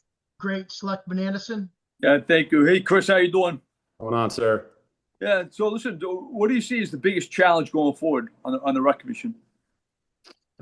Jane touched on it a little bit, but I think, and just to answer the last question, I think it's figuring out what activities we should offer to just make sure as many people can be involved. I mean, Rice Complex is top notch. I'm starting to travel with kid stuff, and no other complex touches it. And just the layout of it, the maintenance of it. And so figuring out what type of events we can host, what type of activities we can have, the pavilions coming in, how can we incorporate, you guys had an employee day over there. So I think just having, finding out what most people want and how to make that function. And then like Jane said, being able to fund it. We work on a shoestring budget, and we do our best with what we have, but we try to get creative and bring in outside rental groups but I think it's meeting the needs of the community with a tight budget. But we've done well with it so far, and we will continue to do well with it. So Thank you, Chris. I appreciate it. Thank you. Selectman Harrington. Thank you, Mr. Chair. So, hey, Chris, as I'm flipping through your reappointment app, it says you're working towards an AED and initiating a 3-on-3 basketball tournament. Yes, sir. Are those the initiative? Where's the AED? Where does that come into play? Funding wise, is it a grant or through the town? All in the works. So one of the things that we noticed, and just most recently, it was maybe 2 meetings ago, I was over at the Walpole complex. They got the AED installed, ready to go. It was actually an opposing coach that sent me a message, said, "Hey, bathrooms are here, concessions will be open, and the AED is located on the south wall of." And I just went in and said, "Do we even have one?" And so we do have portable units that were in a storage unit, and so we said, "How do we move forward with this?" We've reached out to 2 of the suppliers in the area, that 2 reps from the companies, and now it's just figuring out if it's going to be tagged on to the units that the fire department uses and the town hall has, figuring out if there was mention of Marcus Vaughn was looking into some possible funding. And so we're just working through the kinks of that, but it's definitely a need that we need to meet as quickly as possible over at that. Yeah, I couldn't possibly agree with you more. That's, like I said, when I was going through it, that's a big plus. Absolutely. We looked into it a couple years ago, and it was an absorbent amount of money because it had to be hardwired. It was crazy, and it had to be insulated. And now they have units that can handle the weather and the sun and the cold. So we're moving forward with it. And like I said, it's just something that needs to happen quick. Yeah, I agree. Thank you, Mr. Chair. No, it's a great question. Mr. King, I don't want to put you on the spot, but I'm going to. What's the policy? Do we have a policy around IEDs in town property, or do we have, is there any policy, or is there working towards something? So we do have them, but the discussion recently has been with recreation and their unique setup and accessibility over at the Rice Complex. So is there one over there now? There is. We have 2 portable units that are being made. They get served by the fire department, and it was just the location, and the outside rental groups need to have them when they rent the property. And so well, do us a favor, Chris, regardless of what happens this evening, keep us posted on that. I know that we have someone on the board knows Marcus Vaughn pretty well, so maybe we can follow up with him, as well as, other grant information. I just think it's a no-brainer. Like Bill said, it's important. Yeah. So I appreciate you taking the lead with that, and we'll do what we can on our part to make sure the town, supports that however we're able to. So thank you for that. Bill Harrington, great question. Roy Lamoth, you're up. Chris, thank you for your service. You're a great coach with the kids, and I know you're instrumental in getting the men's basketball program under the tutelage of the recreation department. I'm just wondering, what other types of things might you be able to sponsor, like you did with men's basketball, that you're thinking about to bring more people under the tent? Yeah, I mean, obviously a ton of, and Adam touched on it, the community events are huge, and with where we are, family, Wrentham Day is huge. We were talking about having even like a youth chocolate chip cookie baking contest, and just kind of opening things up, expanding Wrentham Day, and just that more the community event side of stuff. Obviously, I can do sports. It doesn't matter what sport it is. I'll coach it. I'll learn it. I'll run it, whatever it takes. But more that community event stuff where coming in contact with folks with what I do and who I talk to, it's an easy way to spread the word and have some successful events and make the best of what we offer through rec. That's it, Mr. All Chairman. right, good. Thank you. Appreciate it. All right, stay tuned, Chris. Now, 3 applicants. First, we're going to go with Jennifer Pacheco. Jennifer, you with us? Yes, I'm with Hi, you. how are you? Sorry for the delay. Welcome to the meeting. As we've asked other applicants, please just give us a quick history, so we can, not history, but understanding of who you are, why you're applying for this commission position, why we should appoint you this evening. Okay, thanks for having me here. I'll try to be short and sweet. Kind of wish I volunteered for a commission that was started with A or B because we'd be done. No, instead of we'll make sure rec goes first next time. Next You time. put that in the record. All right. I grew up in Franklin. I've been in Wrentham for 25 years. I have 2 kids that have, been in sports and Wrentham Rec, every sport for 10 plus years. So I spent a lot of time at the Rice Complex. Always wanted a playground and a bathroom. Didn't see it in my time, but so happy that they're there now. It's great to see. It's great to see that it's always expanding. We do have some of the best fields out of any places that we've played, and we've played all over. Now that I have more time, both my kids are in college, so I'm kind of an in-between, not a young family, not an old family, kind of bridging the gap. So I'd like to give back and help out and see the fields continue to thrive. And I feel like it's such a sense of community with all the programs and the opportunities. It really brings people together. I don't have rec experience per se, but what I bring to the table is I have a background in math from Georgetown and my MBA from BC. I work in finance and budgeting. So I have project management and experience, budgeting skills, fundraising. I work with contracts and have to collaborate with lots of members of different groups. So I feel, and I was also on the Wrentham Youth Soccer Board many years ago. So I feel like I bring a unique perspective. So I see my role as being more cost savings and helping generate revenue. So especially given the challenges with funding and budget cuts and cutbacks, I'd like to keep green spaces available and accessible to everyone at a nominal fee. So I think my background in business and finance can help, greatly help. It just is a unique perspective. Yeah, I think that's fantastic, Jennifer. Thank you for that. I'll move along to the board members to see if anyone has any follow-up questions or comments, starting with Selectwoman Rouse. Thank you, Mr. Chair. Nice to see you, Jennifer. You as well. Since what would be your perspective on what could be done differently in the rec commission as you've taken a look in the past few years, and obviously when your kids went through different programs at rec?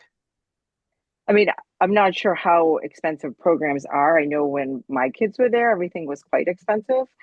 And that's just, I mean, in order to maintain the fields.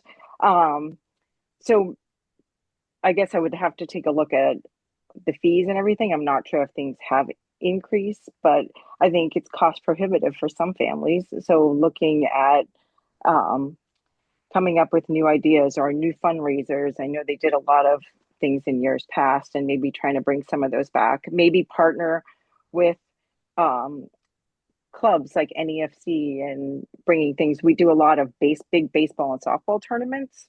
Maybe we can do things with soccer. I know, as Chris just said, you're working with basketball to do 3v3 tournaments. So kind of just thinking outside the box a little bit and expanding on what works, and maybe see if there's new things we can come up with.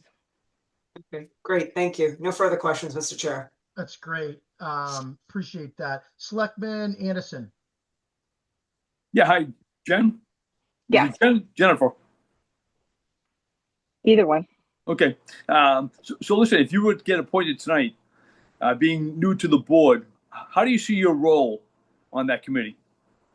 Well, first I want to learn, you know, the ins and outs of what they do day to day, and kind of like I said, learn more the kind of rec side, what happens. But I think what I would bring again is my project management skills and my finance and budgeting, and in order to be able to expand even more. I know the plans look amazing, so keep going with that. And I know the master plan includes even more than what was approved.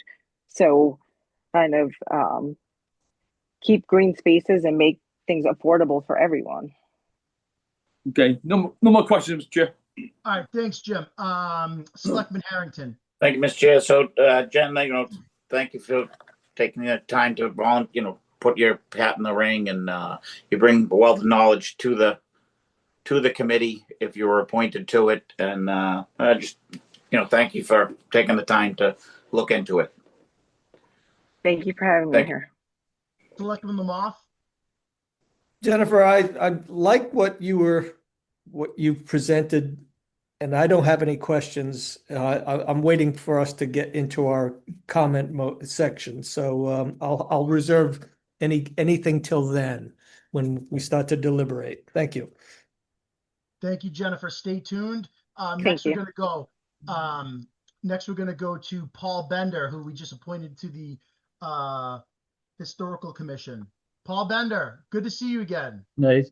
Thanks for having me again. So as we've said to everybody, Paul, quick summary, why you're interested, why we should appoint you.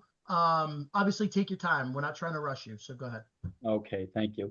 So I've given you the background in terms of how long I've been here, my kids, etc. But as an augment to that and how it relates to this position, I've coached all the various in-town sports as well as Metro West sports, whether it be basketball, baseball, softball, soccer, football, etc. I've coached some of the board members' kids that are here. I was also a founding member and president of the Friends of KP Track and Cross Country. And in addition to that, I was president for a couple of years for KP Sports Boosters. So clearly have a passion for sports, not only from my youth, but also through my kids, and was very involved with the various sports programs within KP and helping create greater access to those various programs, specifically by enabling kids to not have to buy uniforms, to also creating revenue streams for various groups within the school, notably by being pivotal with some great support from my team members and getting a new snack shack up at the football field, which then we were utilizing for the various other teams to generate income for them as well as for the band. So it's just been something that I've been very involved with, and now again being newly retired, want to contribute back to the town, but also with the vision now that's come out of the recent town meeting for the upcoming Rice project, be able to have involvement with that and figure out creative ways to not only potentially generate revenue, as Jane was alluding to earlier, but also provide greater accessibility for all the great facilities that we have. Excellent. So that was that's fantastic. I'm going to go down the board quickly. Selectwoman Rouse, muted. Thank you, Mr. Chair. Nice to see you again, Paul. That was a great introduction and great explanation of your interest in the Rec Commission. I have no further questions at this time. Jim Anderson. Yeah, thank you, Mr. Chair. So Paul, tonight just got recently appointed to the Historical Commission. How do you think you could balance that with the Recreation Committee if you were to be appointed tonight? Great question, and it's something now with the time that I have available, being newly retired, and if from what I took from what Adam said earlier with the Rec Committee meeting once a month, I don't think it would be an issue because they have a lot more time. Couple with that, again, as I think Ray Lamoth had said, sometimes the busier the people are, the more efficient they can be. And I'm paraphrasing what he said, but I'm not concerned about the commitment now that I have more time in my hands when my kids being older and now being newly retired. Okay, thank you. No further questions, Mr. Chair. Thank you. Selectman Harrington. The only thing is just the newly retired thing just keeps coming into the play. I'm quite jealous. Beyond that, I have no I have no questions. Thank you. I agree with you on that one, Selectman Harrington. Selectman Lamothe. Paul, you're gonna love retirement. No further questions. Thank you, Paul. Okay, thank you, Paul. Stay tuned. I just muted myself, sorry. Paul, stay tuned, and we're gonna go to last, but certainly not least, is Mr. John Jackson. Mr. Jackson, please unmute yourself and give us the same spiel. Who you are, what you've been able to accomplish in the past, why you're looking to be reappointed, and why we should appoint you this evening, sir. Well, first of all, I've been on the committee for about 40 years. Didn't know I wasn't still on the committee because they considered me an adjunct, but then we found out you weren't allowed to have those. So I just sat in the meetings anyway. But I came on the board back in the mid 80s with Billy Rice, and this is when the Rice facility was being designed. That's kind of my background and expertise. I was the athletic director at Dean College for 27 years, and I have a bachelor's degree and master's degree in phys ed, and my master's concentration was in the design and maintenance of athletic facilities. So that's kind of been my passion, and then kind of been my role on the board.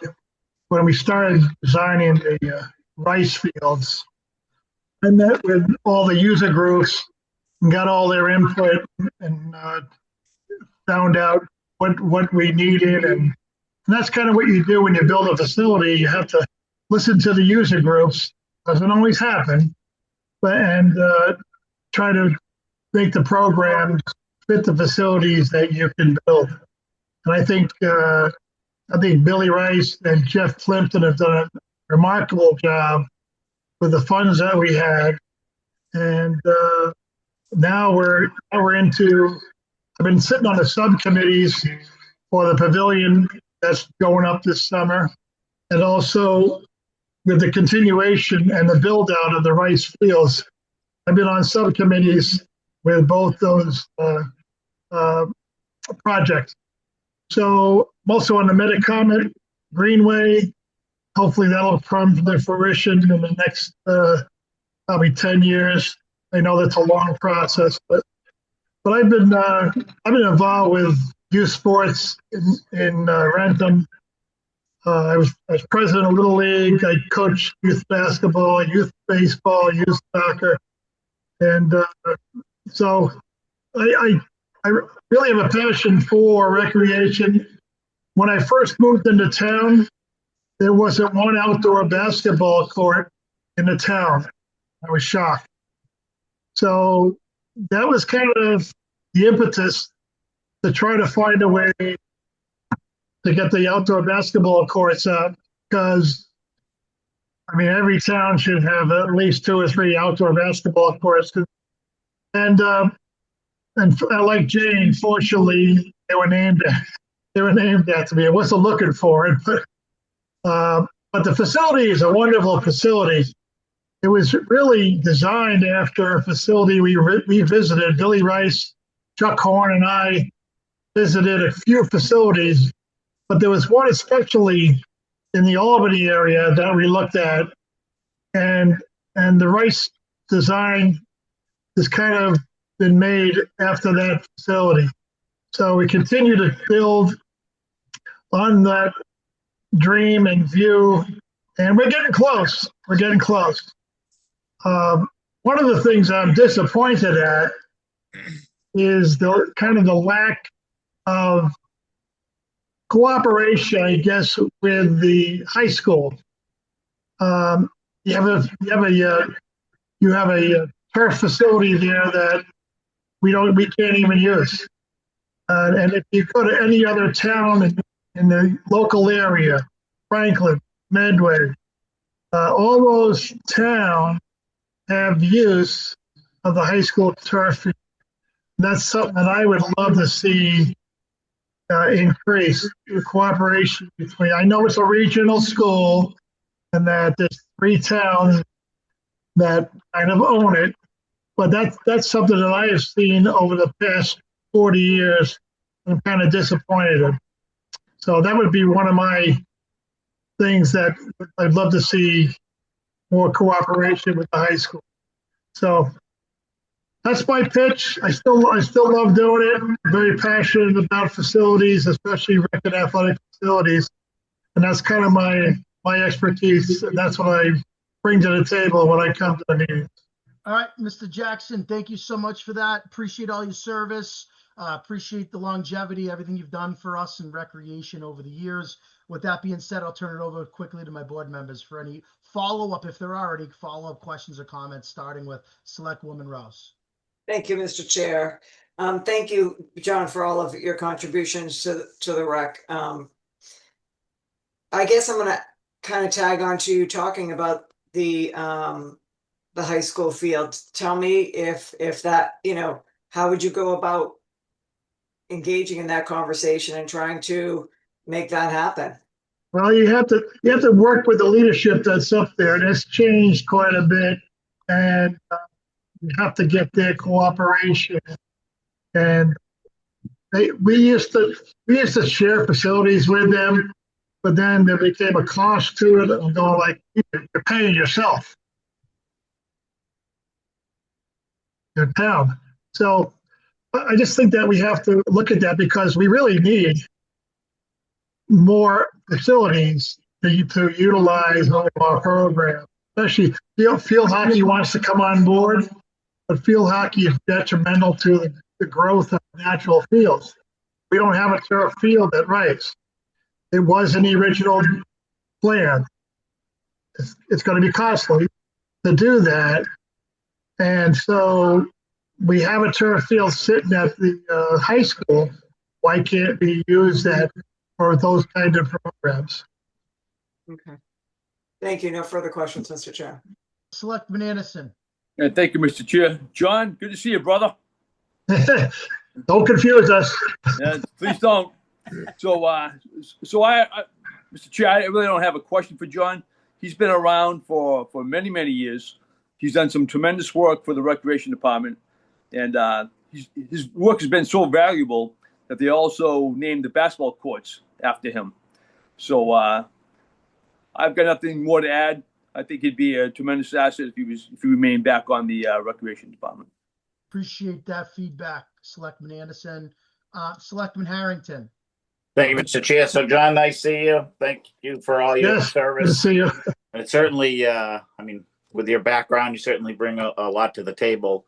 And on the committee or not, it certainly seems like you're going to be an integral part of the process of the new fields and the improvements. And I greatly appreciate all you do for recreation and for the town. Thank you. Well, thank you very much. Okay, Selectman Lamothe. John, nice seeing you again. Yes. Thank you for all the years of service and coaching and the like. Well, thank you. And I have no questions. Okay, so board, similar to the past, let's do the basic math here. We have 4 appointments and 7 applicants. We have a letter of recommendation from Ray Palmer, the chair of the Rec Commission.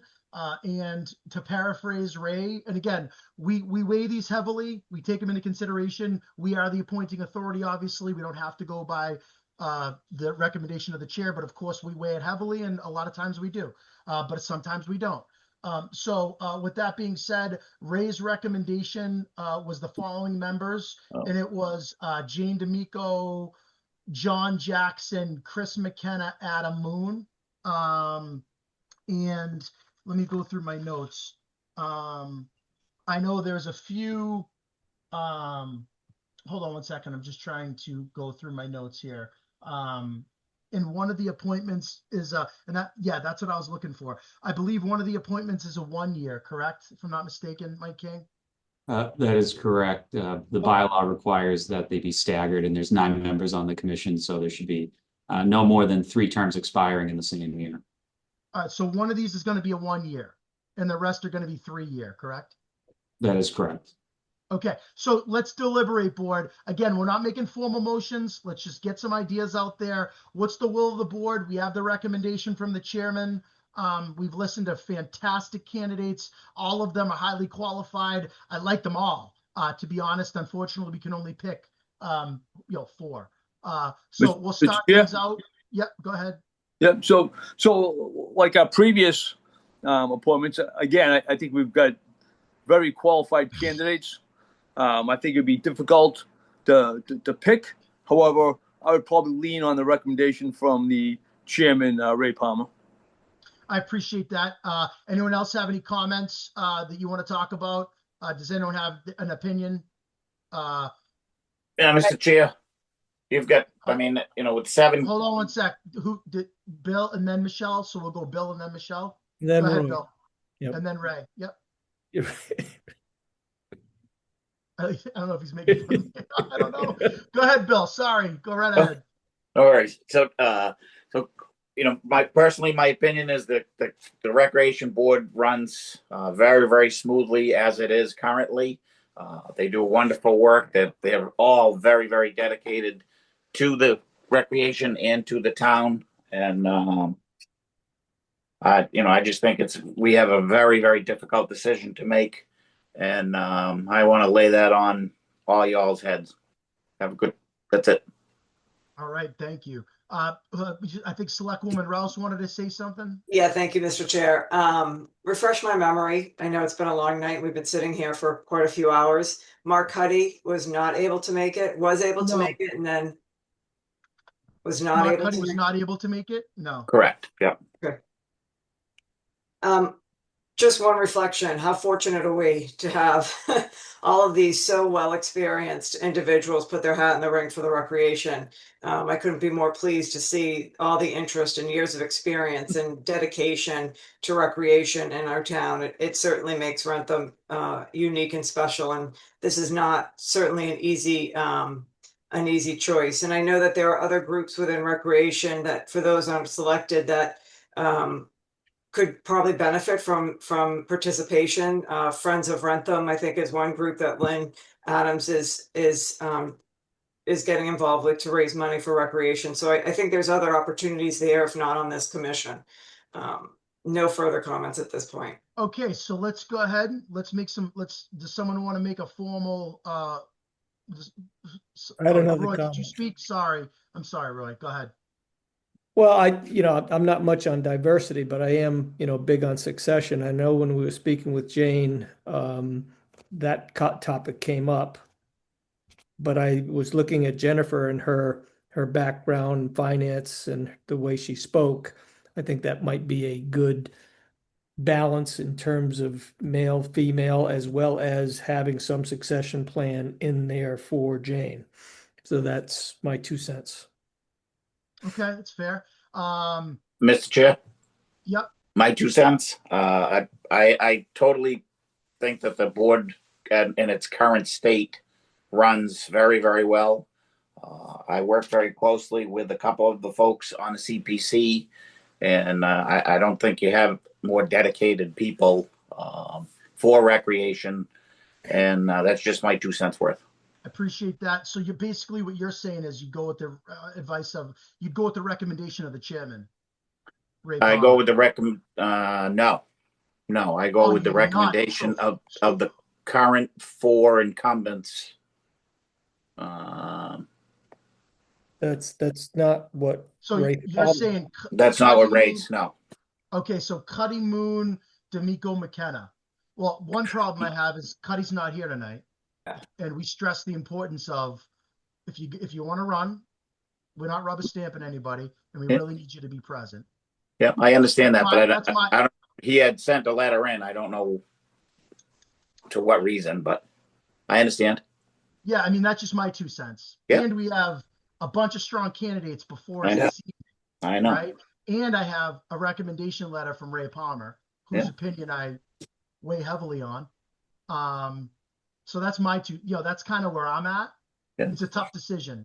But also, John did. I mean, he's not a member now, and he's actively, heavily involved in the process as it is, and indicated that he still would be. Yeah. Yeah. So Okay. Mr. Chair, Yeah, Selectman Anderson, go ahead. Do you want to make a motion or? I'll make a motion. Do I have to make these separately or can I? You do, just like everything else. Yeah. Okay, so let me find that motion. It's on page, well, I try to give you page numbers and you tell me not to. That does me no good. I'm sorry. Just keep scrolling. Just keep scrolling down, Jimmy. It's 54, Jim. 54. He doesn't want page numbers though. Page 54. Keep scrolling down. I still can't find it. So why don't you give me the first name and I'll read the motion for you. Okay, very good.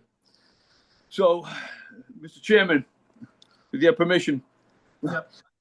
I would recommend or make a motion for Jane D'Amico. I'd second that.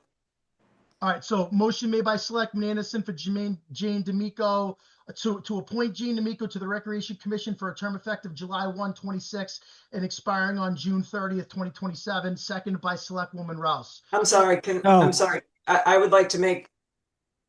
I would. Is she the 29? You want her on the 29? Yeah. Yes. I apologize. I screwed up. So I'm going to amend the motion by Jim Anderson and Selectwoman Rouse. So to appoint Jane D'Amico to the Recreation Commission for a term effective July 1st, 2026 and expiring on June 30th, 2029. Fair? Motion made by Selectman Anderson, second by Selectwoman Rouse. Any further discussion? Being none, roll call vote. Rouse? Yes. Anderson? Yes. Harrington? Harrington, yes. Lamothe, yes. Gallo, yes. Carries 5-0. Anderson, go ahead. Yep. So my next motion would be Adam Moon. So motion to appoint Adam Moon to the Recreation Commission for a term effective July 1, 26 and expiring on June 30th, 2029, correct? Yes, sir. So is there a second? Second. So motion made by Anderson, second by Harrington. Any further discussion? Being none, roll call vote. Rouse? No. I would have liked to seen a different term for that. So no. Okay. Anderson? Anderson's yes. Harrington? Harrington, yes. Lamothe? No. Gallo, yes. Motion carries 1-2-3 to 2. Okay. Anderson, Mike, can you keep track of this? Thank you. Next, Jim, go ahead. Yeah, make a motion for Chris McKenna. Chris McKenna, to appoint Chris McKenna to the Recreation Commission for a term effective July 1st, 2026 and expiring on June 30th, 2029, correct? Correct. Is there a second? Second. Motion made by Selectman Anderson, second by Selectman Harrington. Any further discussion? Being none, roll call vote. Rouse? Yes. Anderson? Yes. Harrington? Yes. Lamothe? Yes. Gallo, yes. Motion carries 5-0. Congratulations. Anderson, another motion? Yes, sir. Motion to appoint John Jackson. Okay. Motion to appoint John Jackson to the Recreation Commission for a term effective July 1st, 2026 and expiring on June 30th, 2027. Yes, sir. Is there a second? I'll second it. Motion made by Selectman Anderson, seconded by me. Any further discussion? Being none, we'll do a roll call vote. Selectwoman Rouse? Yes. Selectman Anderson? Anderson's yes. Selectman Harrington? Yes. Selectman Lamothe? Yes. Gallo, yes. Motion carries 5-0. Thank you all. I think we did it. I think we did a good service to the town. We appreciate everyone's compassion and passion for rec. And we know you're all going to serve the community well, continue to serve the community well. Paul, I would ask you to continue to be involved because you're a wonderful applicant. And I would say the same thing for Jennifer. Continue to find another area where you can be involved because you'd also be a wonderful applicant. Congratulations to all the reappointments. Congratulations to Ray Palmer. And I'd ask all of you to please make sure you get sworn in with our town clerk immediately. Mike, is that everything? Mike King? You covered all 4 appointments. Thank you, Mr. Chair. All right, great. Have a great evening, everybody. We're going to move on to the last appointment. We apologize for the delay. This was alphabetical. We'll make sure we do this differently next time. so that, Sweat Fund doesn't wait till the end. So I apologize in advance. All right, so here we go. Sweat Fund Advisory Committee. We have 2 appointments. It looks like we have 2 applicants, which seems pretty straightforward. We have Chandler Ross and Mary Giacoloni. The notes in our packets indicate that Joyce Baldigger and Greg Pazurchik chose not to pursue reappointment. And we also have a note in our packet that Mary Giacoloni, I'm sorry if I'm getting that wrong, please let her know that, is unable to attend tonight's meeting. I believe there was a family obligation, some kind of a graduation with one of her children. Is that, if I'm not mistaken, Mike, right? Yeah, her son had a military graduation. Well, thank him for his service, and we appreciate that. So with that being said, we have Mary's information in our packet. The board can feel free to review that and discuss qualifications as needed. Does anyone have any questions, concerns, comments about Mary's application? No? And I believe she was, I just want to make sure because it has been a long meeting. She's highly recommended by one of the members, Chris Roman. There's a letter of support from Chris Roman, the chair, in our packet. So do we want to go ahead? Does anyone have anything to say before I go ahead and make a motion to appoint? No? With that being said, Chair would, they're both 2027s, right? Yeah. Chair would entertain a motion to appoint Mary Giacoloni to the Sweat Fund Advisory Committee for a term effective July 1, 2026 and expiring on June 30th, 2027. So moved. Motion made by Selectman Anderson, second by Selectwoman, was it Rouse or was it Lamoth? Lamoth. So, sorry about that. Selectman Lamoth. Any further discussion? Being none, we'll do a roll call vote. Rouse? Yes. Anderson? Yes. Harrington? Yes. Lamoth? Lamoth, yes. Gallo, yes. Motion carries 5-0. The second applicant's Chandler Ross. She's with us this evening. Her application's in the packet. She too is highly recommended by the chair, Chris Roman. Does anyone have, I'm going to open it up so Chandler can address the group, and then I'll let anyone ask any questions or comments that they might have. Chandler, welcome to the meeting. Floor is yours. Thank you. I was giving it till 10. After 10, I was going to bed. Not gonna lie. You really pushed it here. Thank you. Thanks for having me. I am honored to be, somebody asked that I think about joining this. So I grew up in Wrentham. I work and own the Ross Funeral Home. I also appreciate everyone here that stayed because I feel like everyone died off pretty quickly over here. I'm involved in a few different things in the community. I'm part of Lions Club and I'm a Leo advisor. I'm also involved in Project Mitten at the elementary school, which helps with giving funds to different students that are in need, both at Christmas and throughout the year. I sub at the elementary school, and I bring all these things up because I think they'd be beneficial to me on the SWEAT committee because I'm involved in multiple things that give me different point of views, and I'm involved with a lot of younger community members.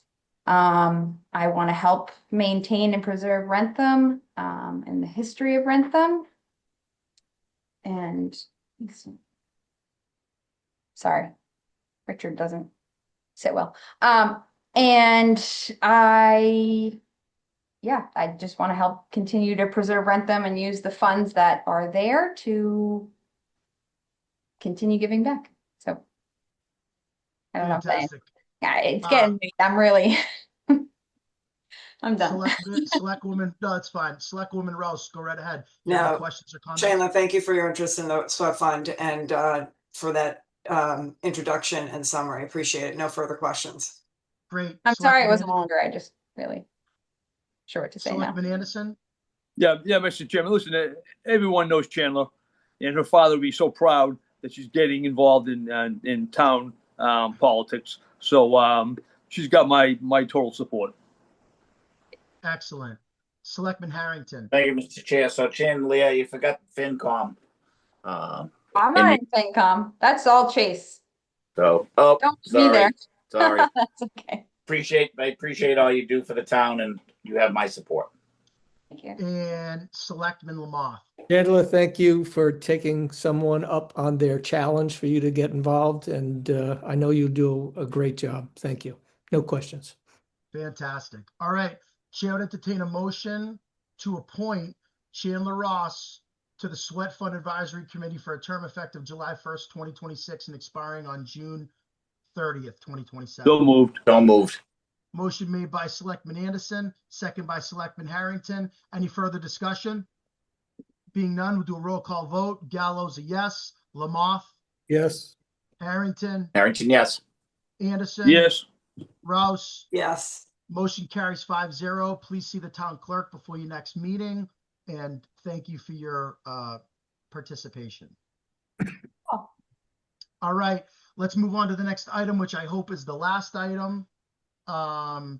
Mike, did we do everything except public comment? I believe the last item is public comment, tab 13, Mr. Chair. All right, tab 13, everybody. Let's go to tab 13, public comment.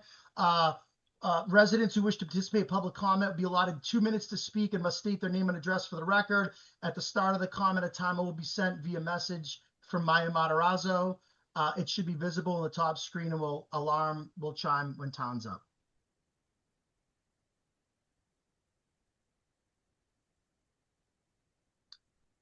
Just a few seconds. 5, 4, 3, 2, 1. Okay, Mr. Selectman Anderson, floor is yours. Yeah, thank you, Mr. Chair. So first of all, I want to thank you for guiding us through this 3.5-hour meeting tonight. Without your guidance, this possibly could have gone 4.5 to 5 hours. So I appreciate that. And with that said, I'm sorry it went that long. We did the best we could. There was a lot of stuff. So no, I understand. Yeah, like I said, if we didn't have you guiding us, it could have gone 4.5, 5 hours. So with that said, a motion to adjourn. Yeah, I'll second that. So motion made by Selectman Anderson, second by I'll give it to Harrington. Selectman Harrington. Second by everybody. Second by everybody. Any further discussion? Being none.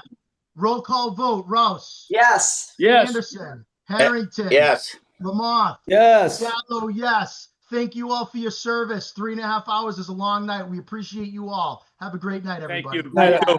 Night.